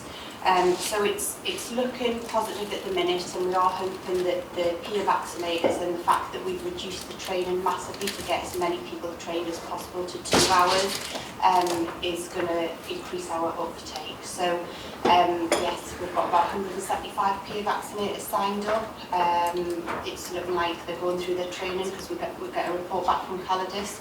But any questions really in relation to Thanks very much indeed. The number of 2,000 doesn't sound that high actually, but maybe it's still early in the days. Are you feeling encouraged, or? I feel that a lot of people have come forward even though they've booked into an appointment, but there is absolutely loads of work to try and get more people booked on. And I know we had a bit of an issue with the booking appointment last year, but I'm testing it daily.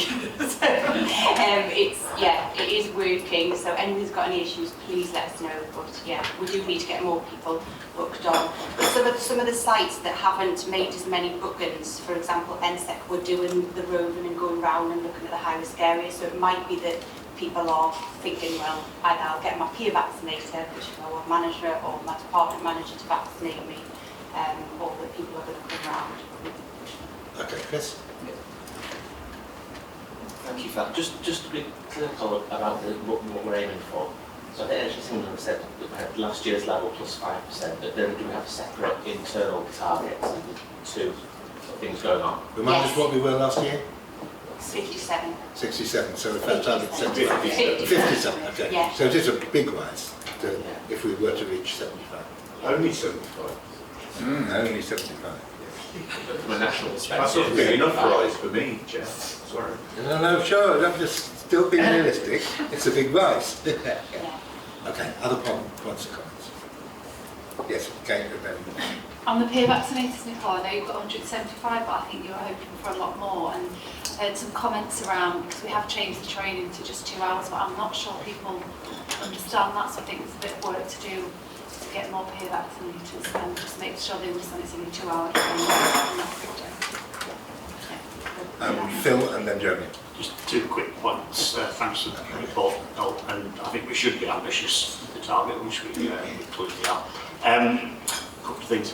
Do we ever collate or find information from the people who don't get vaccinated, the staff that don't get vaccinated, to try and give us some more tangible evidence as to why they don't? And we'll never get 100%, appreciate that, but trying to understand of the cohort that don't, what are the reasons and so forth. Because we can all speculate what it is, but I don't know whether we do that. My second question is, can we offer, is there any reason why we can't offer it to visitors as well as patients? Yes. Thank you. So just to answer the first question around the reason why people don't get vaccinated. So first of all, it's a choice. So some people are very clear that they don't want to be vaccinated and don't give us reason. There's a lot around what people perceive as their fit and well, so kind of your younger generation that feel that they are well enough that don't need the vaccine. So we have kind of pushed our comms towards that, and certainly, for example, in this building, we're very much promoting it because we know that we've got that kind of age group that just think they don't need to be vaccinated. So yeah, we do get that data, and Joe and her team have been really good at supporting us with collating some information. And Jeremy, you're next up, but can you start with just providing more than a yes to Phil's proposal? Well, we don't, I'm afraid, have a formal relationship with just the public who are walking in through the door, and the terms of the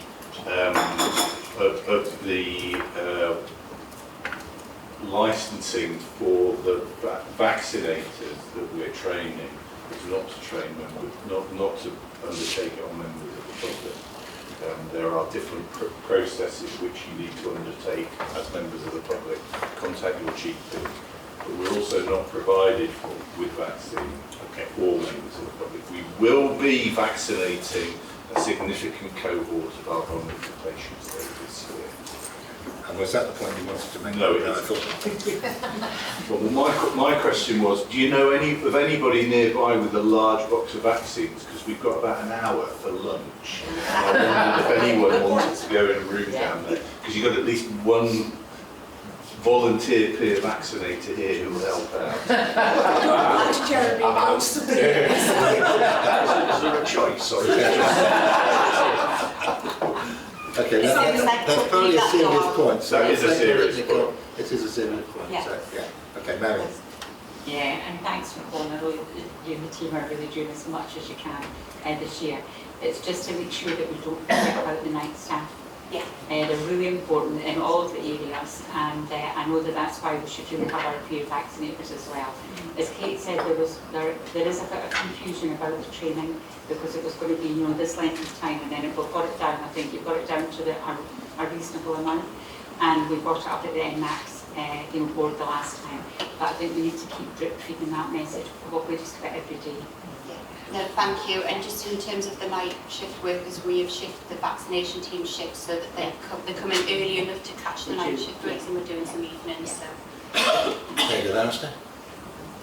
So 2 points. One is it's quite important that we realise that this time where COVID hasn't been part of that, and whether or not that will actually increase uptake, because I think last year the evidence base for staff COVID, I think people knew was probably getting slightly weaker, which I think affected our flu uptake, and I think the separation is something that we just need to be cognizant of, because this is the first year for several years that the two have been separated from the operative staff. I suppose the other bit is whether or not people who are peer vaccinators this year can then do a brief refresher rather than the 2 hour from next year already, thinking, because actually 2 hours even seems quite a lot of time for training.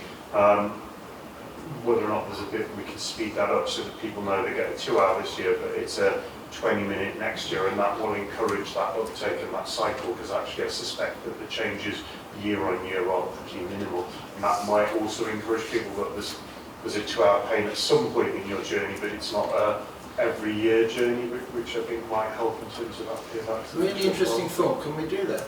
Yeah, so I've already been monitoring the Calidus training. Interestingly, people who were vaccinated previously are skipping quite quickly through it. So I think when you go on it, it's quite self-explanatory that you can, some of the bits that you're familiar with can go through, but certainly we can promote that. If nothing else, the cons on it. Yeah. That if you've done it, then next time you might still need to go through the same bit, but it's set up so that you can, as long as you can be sure. Yeah. And sorry, just to you, do you want me to answer the point about COVID? It was just an observation for the board, because I think sometimes we talk about staff vaccination and we don't always delineate between the components of it, and obviously this year it is just the flu. It was just an observation. But any comments? I was just going to say that it's out of the national guidance now, COVID for frontline workers and pregnant women, so we're not going to be offering, so yeah. Right.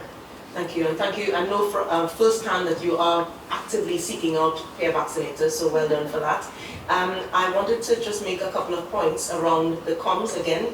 I know we were laughing a little bit when Jeremy was talking earlier about the sooner the better, but first-hand experience last year, myself and several colleagues didn't get our vaccines because we fell ill before we could, and then were ill for weeks afterwards and couldn't get our vaccines. So that's a part of the messaging, because there's always a bit of procrastination. Oh, I'll get it when it's really cold, when I get my winter coat out, there's time. But there's not, because by that time you've already gotten ill. That's one point.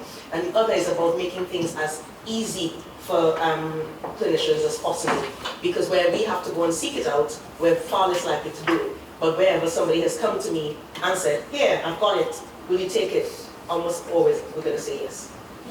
Very good. Appreciate it. Yeah, and I'm sure Alistair and Jeremy, Simon will keep me right on this, but I think there is a mixed evidence base, but depends which way you want to have a look at it, that you can be asymptomatic and still transmit. I think that is an important message, because there is something about people, oh, I didn't get it last year, so I don't need it. You know, I don't get flu. Well, you don't know whether you've had it or not, and that's not only responsible for your colleagues, or towards your colleagues, but also to patients who, by virtue of the fact that they're in our services, will be vulnerable, and we know that's what matters to our staff, is about how we keep patients safe. So I think there is a safety message on the back of this, because of the fact that you can still be a carrier of it and not know.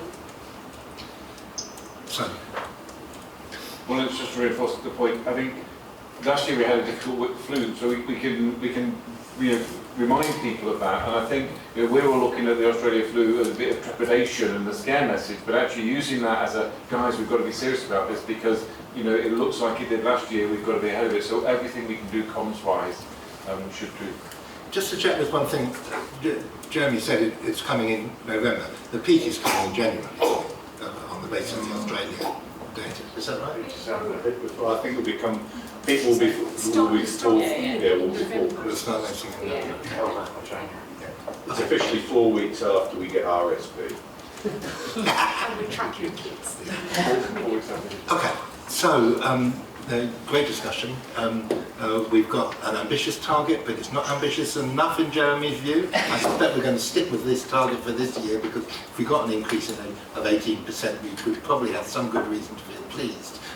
But that would just mean we would up our target for the following year. So emphasising the importance of it. We've talked quite a bit about the peer vaccination programme. We need to maybe expand the comms around how it's now only 2 hours, and in addition, if you do it well, then next year it will probably be only a lot less on the basis of what we've gathered so far. We need to somehow, it's still on the comms, we need to emphasise the importance of getting this early because of what we're hearing from November. The importance also of getting it, of having the jab before you get the flu, because that'll bugger up everything. We need to make sure we cover everybody, including lab staff, and I think we've had a bit of assurance around that. And we've talked about trying to make sure that the board can not only lead, but be seen to lead. It would be very good. And can we think of outside here how we can ensure that every board member has had every opportunity to be vaccinated by this time round, to put ourselves in a position in a month's time to declare that whatever we can declare. Good. Thank you very much indeed. Thanks, Nicole, and good luck with all you're doing. It's going to be really important for our winter programme for you to be successful. Thank you. Let's move on into the patient and staff stories now. Joe, you've got a lot of interesting stuff, as you always do for us. Really interesting story about Ward 3 AD, critical care. Over to you, Professor. Thank you, Chair. And you'll notice we've gone slightly off this our usual structure, so there's no staff story. The reason for that, I would say, is the opportunity that came along. So we've carrying our story that we were going to bring to board this time, the next public board. But also because of the content of these two letters that were written by a family member about the care that was provided to her mum. She quite clearly named a high number of staff and the quality of care that were given both to her mum, who has a diagnosis of meningitis ultimately, and as you can imagine that was a very, very stressful time, not only for her mum in terms of the care and the recovery for her, but also for her and her family and the worry that came with that. I actually spoke to the lady a couple of times because what I asked was could we sort of amalgamate the two letters into a story. And she was so keen to say to me, Joe, just do what you want with it, because I really want it to be shown from the rooftops of what my mum and my family, the support and care that we received. So I think some of the words that I've written when I've read the letters and subsequently the story for me was the dedication of the staff that she talks about to the care to mum, especially in those early hours and those first days. And the kindness and the compassion that was showed and the expertise and the professionalism. And I just wanted to add, we've seen that there's a similar reflection in our inpatients. We got our analysis of our comments, and a really high proportion, one of the highest proportion of positive comments was related to staff and the quality of care that they give. And when she talks about the care and the support that they received, very much about the explanations that were given, the understanding, the calmness and the kindness. And I think when your mum's poorly, that's what you need, isn't it, from the staff around you, is to feel that sense of confidence and through their calmness. And I think she mentions twice, in spite of everything that was going on, what was most important and really helped was humour. And I think, again, as humans, that's one of the things for us all, isn't it? At the right time is that humour, and she talks about some of the staff and how they brought that humour in at the right time for her and their mum. So I would like to publicly thank that lady for the time that she took, because I think she emailed everybody possible because she wanted to shelter from the rooftops. So I want to publicly thank her for taking the time to do that, and also to acknowledge staff by name. And just to, obviously the lady is fully recovered now, she's at a holiday at Lake Como, and the bit that really stuck with me is where she says the line that she can now hear her 10-month-old granddaughter, which is the bit where you get a lip wobble, isn't it? So yeah, we thought that was a real opportune time to bring that lesson, a real celebration, not only of the people that are named, but the wider staff group, which she says. And the last line is, I'll never forget everything you did for us. And I think that's phenomenal.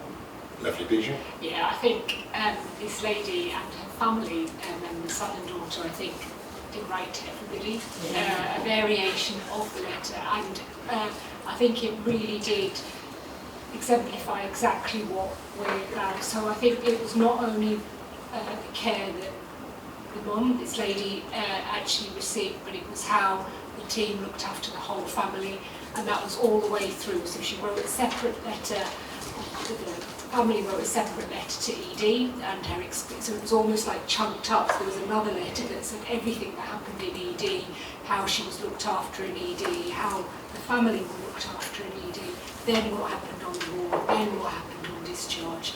And I think it really does exemplify what we want all of our patient experiences to be like. I think the fact that it was mom and family was the bit that was the most telling, because I think that was the bit, there's a little bit in there that I think she mentions a particular senior nurse on Ward 3 and offering to buy him a soda stream after her words, snot and sobs came out. So I just think that says it all, really. Simon. Not that I'm bitter. You didn't mention me. So because I met her on Ward 25, we sent her home, but to just put it into context, she nearly died of meningitis. She'd gone completely deaf. She couldn't hear a thing when she was leaving hospital. So the emotions that family were going to go through, what's happened, and it was so nice to get the letter and actually also get that feedback that there's been a recovery. And so everything that people have done has really, really worked. And she mentioned Ward 25, but given that slightly or maybe we got read into it that she didn't mention what's wrong with us. We didn't get into it. But she got so much better. I wrote to the family and the wards, but not to Simon because I didn't know. Okay, any comments? Just a nice, good news story. No staff story this month? No, it was just the timeliness. Yeah. Yeah. Good. Lovely. Make sure the next one's a bit more critical. Steve? It's such a nice and full story. I just wonder if there's something that could be done more broadly with it. There's a real motivating tool for staff going forward, you know, showing what brilliant looks like, helping people to remember what that looks like when sometimes, you know, difficult months could be ahead. I think that's a really valid point, and it isn't. I think the balancing factor as well, that is, I think Richard's mentioned it before in a ward walkabout, and Jeremy had done it. It's also the same ward when we talk about it on the NSEC site that has had some very challenging patients on. So I'm not sure whether there was anything at that time that was the case, but I think it just shows that the ward, what it deals with in terms of extremes. And then similarly, Ward 25 being a new ward, and actually the experience on that being really positive. So I think there is something, Joe, that I think we could probably do to wrap it into a story, a video that perhaps we put out. Good. Okay. Lots of you have noted that as well. Yeah. Good. Should we move on to the wider patient and staff experience update with the data that we've got? So I'll just give you the headlines from the report because I've also got a slide up to the National Inpatient Survey. So in terms of our third-party provider and the measurement that we do with patient perspective across our patients, day case, inpatients and emergency care, we consistently remain within the top 20% when we're looking at our performance across the board. I think the areas that consistently flag as strong performance is again our staff and the quality of care and that relational aspect of the care that we deliver to our patients, and then the cleanliness of the environments in which we deliver care, and then the overall weighting of the care for our patients. If we drill down a bit more into inpatient, the focus around improvement particularly is around discharge planning. And we see that reflected in our National Inpatient Survey. I'm meeting with Chris and Elaine next week to look at some of the key areas from the survey in particular to look at how we might look at the improvement. Emergency care, the focus remains in terms of improvement around pain management and weight and then information given. However, one of the stronger areas for this particular period was around, although the waiting times is one of our lower ends in terms of performance, the information our staff are giving patients in relation to how long we'll be waiting and keeping people up to date was highlighted as a strong area of performance in this period. I think in the real-time programme, what we saw in August, we've seen the scores drop below 9 for the first time since April 20 this year in the areas that are the average score, and then medicines and pain management. Just in terms of assurance for the board, I had the absolute pleasure of sitting with the Band 7s presenting the work that they're doing related to the ED survey and hearing how each Band 7, the senior nurse team, are owning a domain and the work they're doing. And I think hearing about the interventions themselves, but the energy and the motivation and how they're owning that, I said to them it was just really brilliant to hear that and understand the quality improvement work that's going on. In terms of our public domain data, so when patients talk about the care on Google or patient opinion, etc. We've seen an increase in our performance, so our score is 3.9, which compares to 3.5 as a regional, 3.4 nationally, and we've been tracking that more closely recently, so we've sort of pulled away a little bit again in terms of that performance. Our community services perform excellently. Q1 data shows that the overall satisfaction rate for patients was 95% of patients, just under 3% of patients rated providing a negative rating of care. In the main, that related to how involved they felt in decisions, but the real strengths of the care, again, were the relational aspects of care, so the respect, feeling listened to and feeling supported through the care process. We finished our July staff survey in July 31st, and we had our third highest response rate. Just 2 questions that showed a negative variation, and those where I have the tools and equipment to do my job, but also I look forward to going to work. I feel proud to work for Northumbria. And then we did a deep dive as a team, which we then were able to share with the business units and subsidiaries, and there's been 2 conversations within executive management team, which is about us talking about the results to go out and have those conversations, bringing that back, and then what have we done over the summer as a result of that. So some real actions on the back of that. I'm going to pause there and take a breath if anyone's got any questions, and then I'll go on to the inpatient slide. Thank you. Obviously very encouraging data still. Any comments on that before we go into the inpatient survey? Yes, sir. I was just going to remind us and take a point forward that we took out the ED scores and we're now using them for improvements and monitoring. The original reason, and it's a thank you to Jo and her team, the original reason we did the ED patient survey was because the team thought they were doing a terrible job and everyone was leaving dissatisfied. And it reassured people that on the whole we are doing a good job. There's the issues about weight and there's the issues about pain management, but on the whole it's positive. And the point is just when we get to the board walkabouts and the urgent treatment centres, yesterday at Mobile Way Day we saw the head of service urgent treatment centre saying the same thing. We think a lot of our team are really down because they think patients don't really value what they're doing. We reminded them that more and more patients are turning up every day. It probably is a sign of positivity. So we're going to replicate the patient survey work at UTCs again to initially provide that reassurance we know what is going on and then get us to a room for improvement. So it is another thank you to Jo and her team. This is very important to monitoring data, but it is so fundamental to showing our teams what a great job they're doing. So thank you. When I describe that programme to other organisations, I always start with this was born from staff experience at the start, exactly as you described. So. Very good. Okay, so to continue with the positivity. So it's just this is our National Inpatient Survey results from 2024. For 2024, excellent performance. I think it's safe to say we were named again in the Positive Outlier report. We're the only organisation that isn't a specialised trust. Every other organisation that's named in that is a specialist trust. We had a good response rate. The overall section score, so that's our overall score, was 8.4, and we were ranked 11th out of 131 when compared across the NHS as a whole. And again, everyone who was above us was a specialised trust. Jo, remember we've all read these slides. Yeah. So, yeah. So do you want me to just flick through and so that shows that I'll just point the note. So that's our position in 11th. So you can see that all of the trusts that are above us are specialised trusts. That gives you the question ranking, so that we were better for 21 questions out of the 46. No below performance, and we were 9th there when we look at the number of better sections.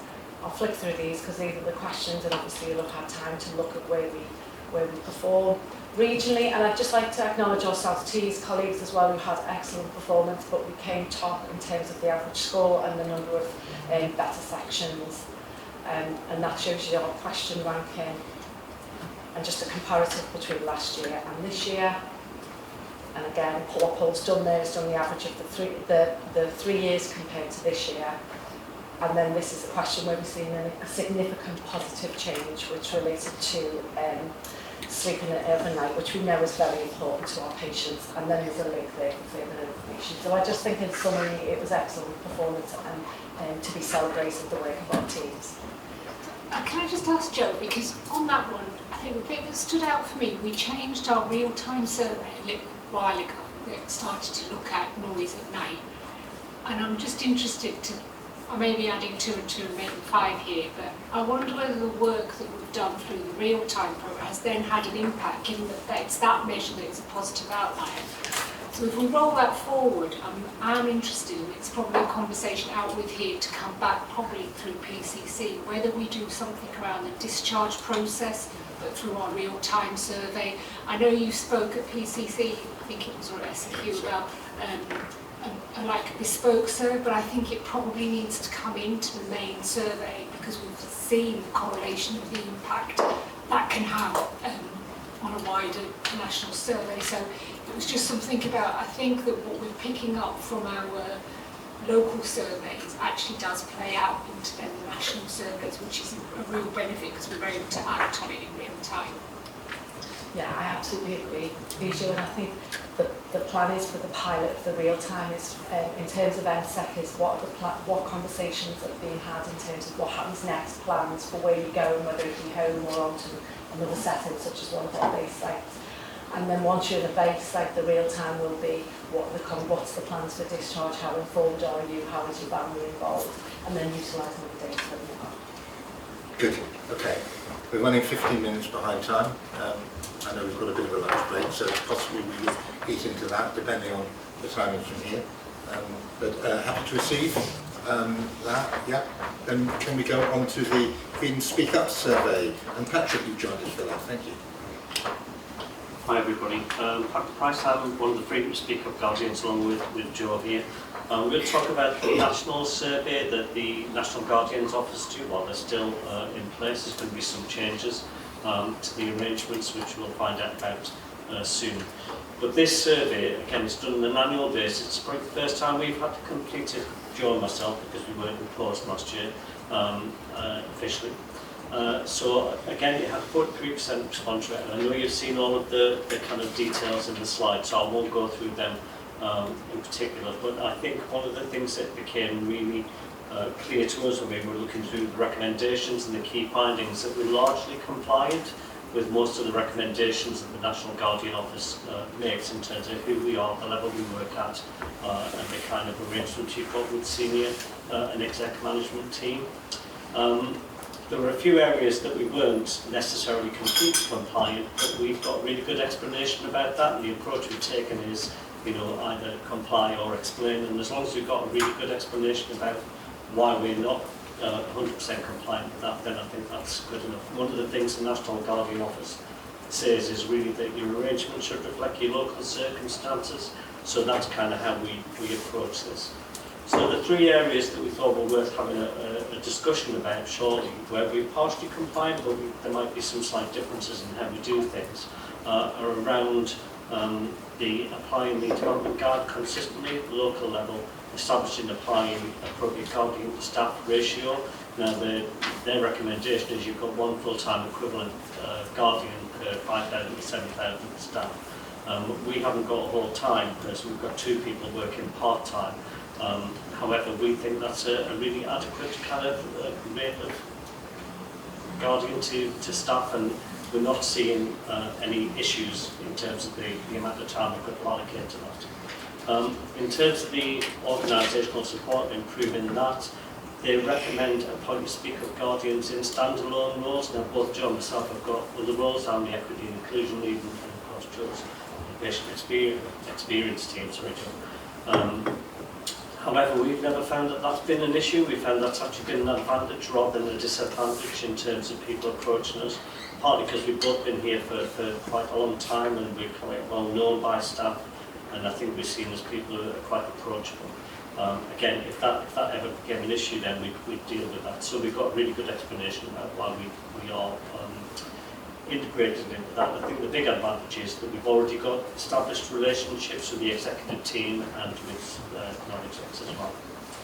The other thing that they wanted us to look at is to mandate speaker training for all managers, and although we haven't mandated that, it is integrated already into all of the management and leadership offers that we provide here, plus in the inclusive cultures training that I do, and we're going to look at integrating that into some of the other training that the experienced team do, with the 4 offers.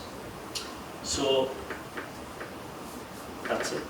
I think the other thing is the other toolkits that the National Guardian Office have released. One is about individual guardians doing a self-assessment, so that's part of that development programme. Just got pretty well on that one when I did it, and Joe's about to do it. And there's an organisational one as well, which talks about who the leaders and the exec and what they think is the case. So I'll distribute that once we've finished. Katie, first bite. Yeah, thank you. So we discussed this in detail at the People and Culture Committee yesterday, particularly focusing on the areas where we're not fully compliant. Action coming out of it was to make sure that we get sight of the reasons for that, and that we're comfortable and have assurance for those reasons, and that this won't be set in stone, and we'll review it on a regular basis to ensure that we're still comfortable with where we're compliant. Good. And is compliant the right word here? They're recommendations rather than... Yeah, well, exactly, the recommendations rather than must-dos. Not only that, I just don't agree with the recommendations. So, okay. Yeah, I was going to say, the same as Katie, I'll just add though, I think it's probably time we did the board reflection tool again. It's probably time to do that at the board development soon, so if we could have a look at that again, that would be great. I think through that board reflection tool the last time around, it's quite interesting, isn't it? Because I think we are probably at we changed our model almost to the flip of what they're suggesting, because we found that it didn't work for us. We wanted to be more inclusive and flexible and not make it almost, I'm talking in particular about the standalone post, whereas actually we made a conscious effort in board to flip that model. So it's quite interesting where nationally they're coming from versus it'd be interesting to see what other organisations think. I'm going to say just even locally what other organisations think as well. Yes, but I'm inclined to wait until we have the fuller discussion of board development when we revisit the tool. But at the moment, unless people really push, I'm not intending for us to argue for adopting the recommendation. Kate and then Maria. It was just around the mandating and training, and we're getting mixed messages nationally about reducing the amount of mandated training and then a recommendation. And then constantly suggesting something new. Exactly. So that's the balance that we need to agree and discuss, that the consensus yesterday was that we wouldn't do that. Okay. And thank you for the presentation. My question was around the mandated training and who fits the criteria for manager or senior managers is fairly obvious, but manager, I mean, you can have clinical leaders who also need it, but they're not badged as a manager. I just wanted a bit of clarity around that. Thanks. Yeah, no, absolutely. But I guess when we were talking about integrating it into some of the management and leadership programs, that will cover all grades of managers, not just kind of senior management. Plus, we also do training and development on senior clinical leads program and on the preceptorship program, where freedom to speak up is an element of the training, if not the whole training. So I guess we've got a bigger spread than might appear to be apparent in the first instance, and a lot of those staff who attend are in leadership positions, but might be administrative or kind of lower grades. Okay, good. We've received the report. I think there's good reason to feel encouragement with the way things are working at the moment. We reckon it's time for us to review the board assessment tool, and we're happy that People and Culture are looking at this in some care. We're not being asked to approve these recommendations, because if we were, we wouldn't, if you see what I mean. But we'll put the wider debate back, first of all, to BNC and then board development. Thank you very much. All good? Moving on, we're into the board walkabouts. Colleagues, I'm going to keep us quite brief this time, so can I ask you to be concise in picking out the issues that's on the assumption we've all made. So starting off, Richard, you at one spec UCC. Yeah, so apologies, this will need a bit of unpacking. So fascinating teams, fascinating visits. LD assessment unit, I think, is really interesting, and the opportunity to stop at more double Piesfield and Mission is just brilliant. come back to that in a moment. In terms of the urgent treatment centre, lots of positives, but I'm going to focus on a few challenges. One is undoubtedly the facility felt like something that may have been suitable when it was an ED before computers came along. The staff facilities now just look totally wrong, not least of all because a large amount of the nursing stations taken up by the biggest printer I've ever seen in my life. So it feels like it needs some updating. I absolutely recognise why you want to be running System 1 as the system because of the linkage with GPs, but the systemic requirement for double keying cannot be good for staff morale, and it's not always the best for patient experience having been into an urgent treatment centre on the other side of the counter. We reflected on Monday at FIP the massive increase in business. Simon's just pointed at it. I think it felt to me at the time that staff morale was probably on the cusp. They were motivated, but lots of warning signs coming through, and I think we have a worry here it's becoming a victim of its own success. The appointment system is brilliant. It's great for staff and it's great for patients. But it's so great now, it's probably becoming the first port of call, and I think we just got to consider what we do with that before it breaks. And then the final comment I would make is the combination of elderly assessment, urgent treatment centres and ambulatory care here is the safety valve to stopping ED getting overloaded. They're all closing to a greater or lesser extent before possibly they could do to try and stop the impact on ED. And have we got amongst all of these different non-ED facilities the right combination of opening hours, staffing, to get the maximum potential we can out to stop the impact on ED?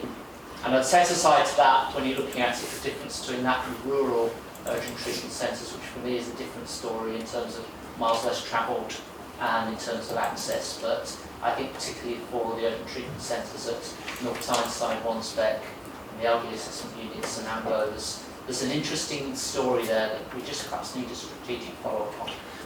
Just before I bring you in, Bijou, there's a lot in that, and that's been a really interesting outcome from the board walkabout. It feels a bit like any other business where what we need to do here is decide how to take it forward, rather than trying to tackle what are about 5 big strategic questions in there. Bijou? There are a couple of things that are, which we can then go into detail at board development. The staffing bit is already in train. That's a good meet with the medicine business unit around UTC staffing.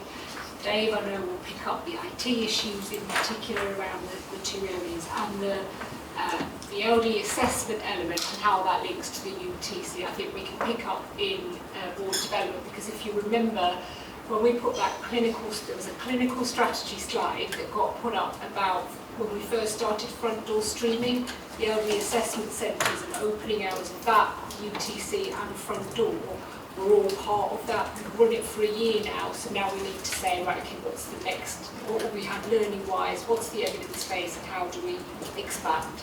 So really good set of challenges to Richard. Are you content, Richard, that we knock it into a board development rather than respond to all those points? Thank you, I'm grateful for that. Then move on. Next one, Ruth. Jubilee Day and the clinical trials. The clinical trials, yeah. We went to go to see Jubilee Day and ended up in clinical trials. I think my only comment on Jubilee Day was it was really good to see. We talk a lot about how do we make outpatients appointments come together and how people are treated across the board. And what that does is that multidisciplinary approach and their difference of approach because of the nature of their patient cohort, who tend to be elderly, accompanied, and they come in and they're dealing with them with everything they can think of, and they're really utilising the making every contract count part of that, which was the really positive thing about linking into people into lots of other services, not necessarily medical, about social and hygiene and loneliness, and I found that really heartwarming, to be honest. They were really lovely to chat to about it. R&D was a bonus because Peter was there in her real clothes, as she called it, doing a trial. And the reason I put the photo in is, we talk about all these things and you just have no concept. And she said, I've got somebody coming in, the altruism of our patients putting themselves forward for these trials is unbelievable. So you've got somebody coming who's got a long-term condition, who's not in a great place, and coming and sitting through 6 hours of testing. 6 hours? Yeah, 6 to 7 hour appointment.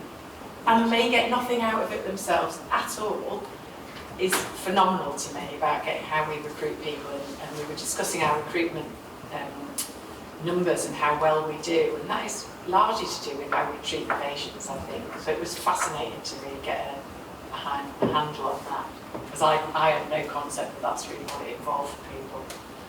Okay. I really liked having the photograph. Yeah, I know. Only because I was like, all of that? Yes. I couldn't get my head around it. This might become a habit of boardwalk about. Yeah, well, I've done another one, you can see, when I went to pharmacy. Go on then, the pharmacy. And I didn't put the picture of Kate enjoying herself within the pharmacy robot because she was in there. What pills did you find there? sorry, come on. So we went to pharmacy, and we've had some previous kind of staff survey issues about pharmacy and around environment. So part of it was to go and just have a look and see how things felt. And this is very much the hub at the pharmacy, because obviously a lot of the staff are out on wards and doing other things.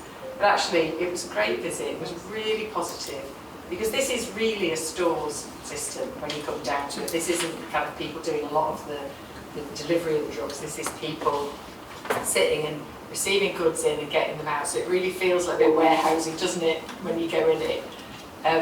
But again, brilliant, really enthusiastic staff. They were really engaged with what they could do better and quicker and differently, and how that would feed into the patient experience in the end, because really they had very little patient contact. It was just a really engaging visit, wasn't it, Kate? I wasn't going to say anything more than that, really. Thank you. Anybody want to raise anything? Okay. Name the robots. We had to name the pharmacy robots. Richard, you were then set 10 and 12. Yeah, this will be rather shorter, so it's two great wards, very interesting visits. The highlight for me actually was Professor Burke, who was on duty, and the inspirational impact he had on the other staff in the ward. You know, we talked earlier about the importance of our research strategy, but a good research-led clinician, I think, can just have far more impact in terms of the staff experience, which was then impacting the patient's experience as well. Any comments? Dr. Steve? Maria, you were your urology day unit. So that was quite interesting, the urology day unit. Apart from initially the signage being a little bit confusing to me and possibly to patients, everybody was very, very proud and very engaged. Very happy to tell me all about what they were doing, lots of innovative work, primarily nurse specialists delivered, and mostly nurse specialists led in a lot of instances, certainly around the follow-up. Lots of innovation there, which is, some of it is being copied by Newcastle Hospital, certainly around patient-initiated follow-up appointments, so they always have protected slots. There did seem to be, however, the sense that the staff are overworked.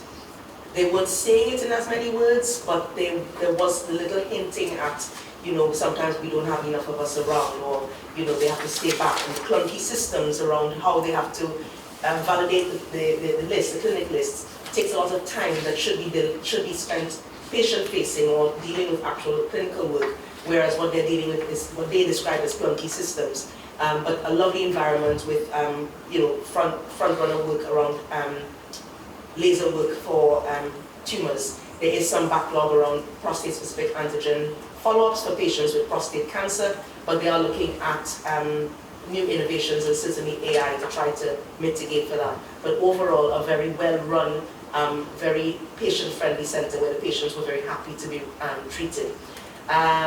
Then I went to the Diabetes Resource Centre. Just pause for a moment. I'll take any comments on that. Sorry. Thank you, Maria.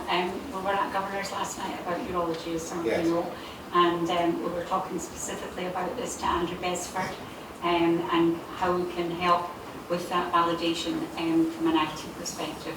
And already there's been team put in, you know, so that we can just try and see if there's any way that we can do it a wee bit more efficiently.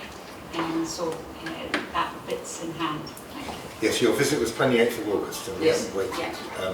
for this before starting to act on Sunday. But it was particularly interesting to get that report, given urology has been a real focus for us all, including your committee, safety and quality, around performance. So that's been really helpful. Good. Unless anybody's got more on that, move on to the Diabetic Resource Centre. Diabetic Resource Centre was a big, I can sum it up by saying it was a big surprise to me. I had no idea there was so much going on under one roof. Very well laid out, lots of investment in terms of refreshing the treatment rooms for diabetic podiatry to give a better environment for the patients to be treated. Multidisciplinary approach with practically everybody in that space, very easily accessible off a main corridor, so there's medical involvement, nursing and allied health professionals with everything from dietetics to heart wellness, and they try very much to make it a one-stop shop where it isn't always possible because not all of the players are always available, but they try very much to do that. Everybody again was very happy to show me everything that they do, and a patient invited me in to have a look at his feet, which was a bonus, yes.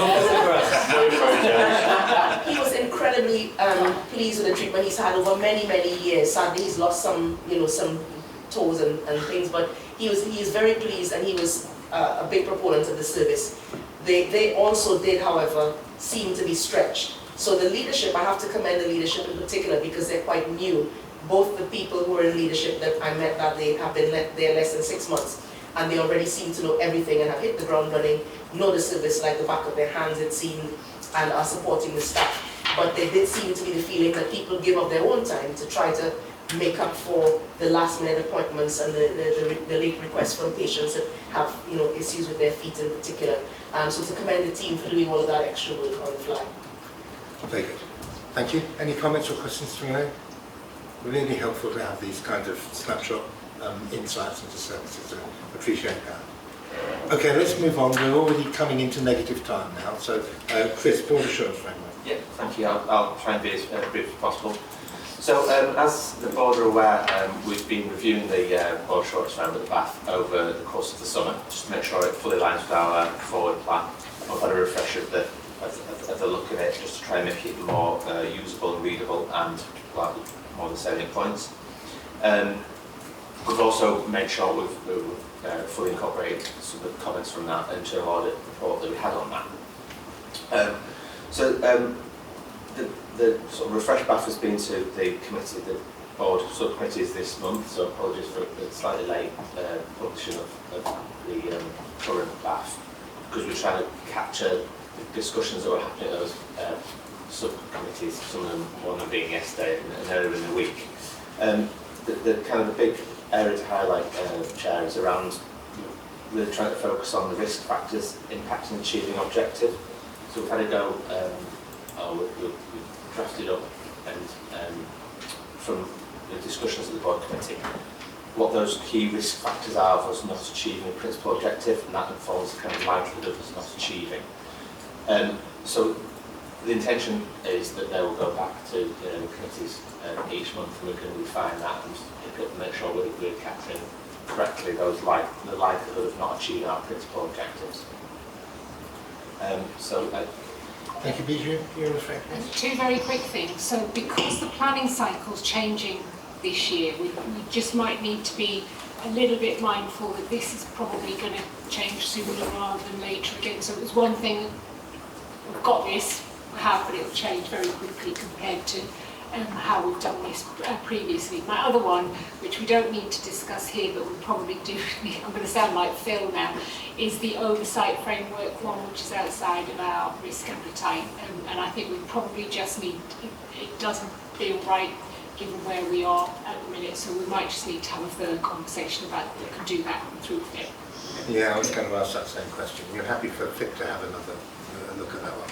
Yeah, no, absolutely. And I think that understanding what the impact is of our any potential changes is critical to be able to evaluate and look at that risk. So I think it does need a more detailed discussion, but it's best if we have that first and FIT. Given that we've got that we want to refer that one in particular to FIT, and given that we know that we'll have a review of the Board Assurance Framework coming up soon, are you happy for us to approve this for now, noting that there will be further opportunities to look at? Thank you, Chris, but we'll make sure that we do have those further discussions. We're into now the items for escalation from the board. All these, of course, have been thoroughly chewed over elsewhere, so it is by exception. First of all, the nursing and midwifery staffing. Alan, Marion, anything to say, and then the last Maria from the safety quality. Well, just I think that probably the staff moves have been down, which is great. And sickness is up, and we have discussed that previously. But probably the recruitment, and I know that Mark was always keen about the recruitment from the NMAC side of the HPs. So we have at the moment, we have radiographers rather, and podiatry have increased a wee bit, and so have OT. But we are dealing with it, and I'm delighted to say that other things that have gone up have been the ODPs and dietetics were recruited in there. So it's a good news story, I think, this month. I think that it's been really difficult in some of the areas with the fluctuation in volume that the teams have managed well. Very good. Margaret, you chaired the last safety and quality. Anything you want to pick up? No, we had a really good, robust conversation about this and the HPs, and Marian's identified that. We did talk about the number of newly qualified colleagues who will be joining the trust. Some have already, nurse midwifery and HPs, and there's a little bit more of a tail coming into that. No, I think it was very clear. Okay, so does that cover both your reports? Yes, it does. okay. That's good. Your name's down under this corporate safety. It should be filled, shouldn't it? It should be filled, sorry. Yeah. I think. Chris, anything you need to highlight? Talk about ambulance handle. Nothing particular, Chair. I think we've got those covered in Deidre's chief set report earlier on. Okay, so nothing to raise. Any colleagues want to flag anything? No? Money, Paul, we've gone over this in great detail. Yeah. Fit, anything to highlight? Just to highlight the strong financial position of the trust so far this year, and the confidence around delivering our financial targets this year remains. Good. Okay, then unless anybody wants to flag anything, we're into next agenda. We didn't have a business unit update this time, so we're going overboard. We're having two next time at the moment on the agenda. Just one thing that Andrew asked me to pick up was following from the INT, because I've got the board committee stuff. It's on the private board. Oh, it's on private? Yeah, we've got the I'll raise it there. Are you happy with the agenda for the next meeting as it stands? Obviously it'll change near the time. Review of the meeting, how's it gone? We covered a lot, don't we? That's big, but I feel like everybody's had good opportunities. My team, nothing else. No? Okay, that's great. We've one action. We've got a peer vaccinator available in room 28 as of now. Between now and the board is due to start again in 25 minutes. I think we'll start private board at 10 past 1 to give ourselves time for lunch, please.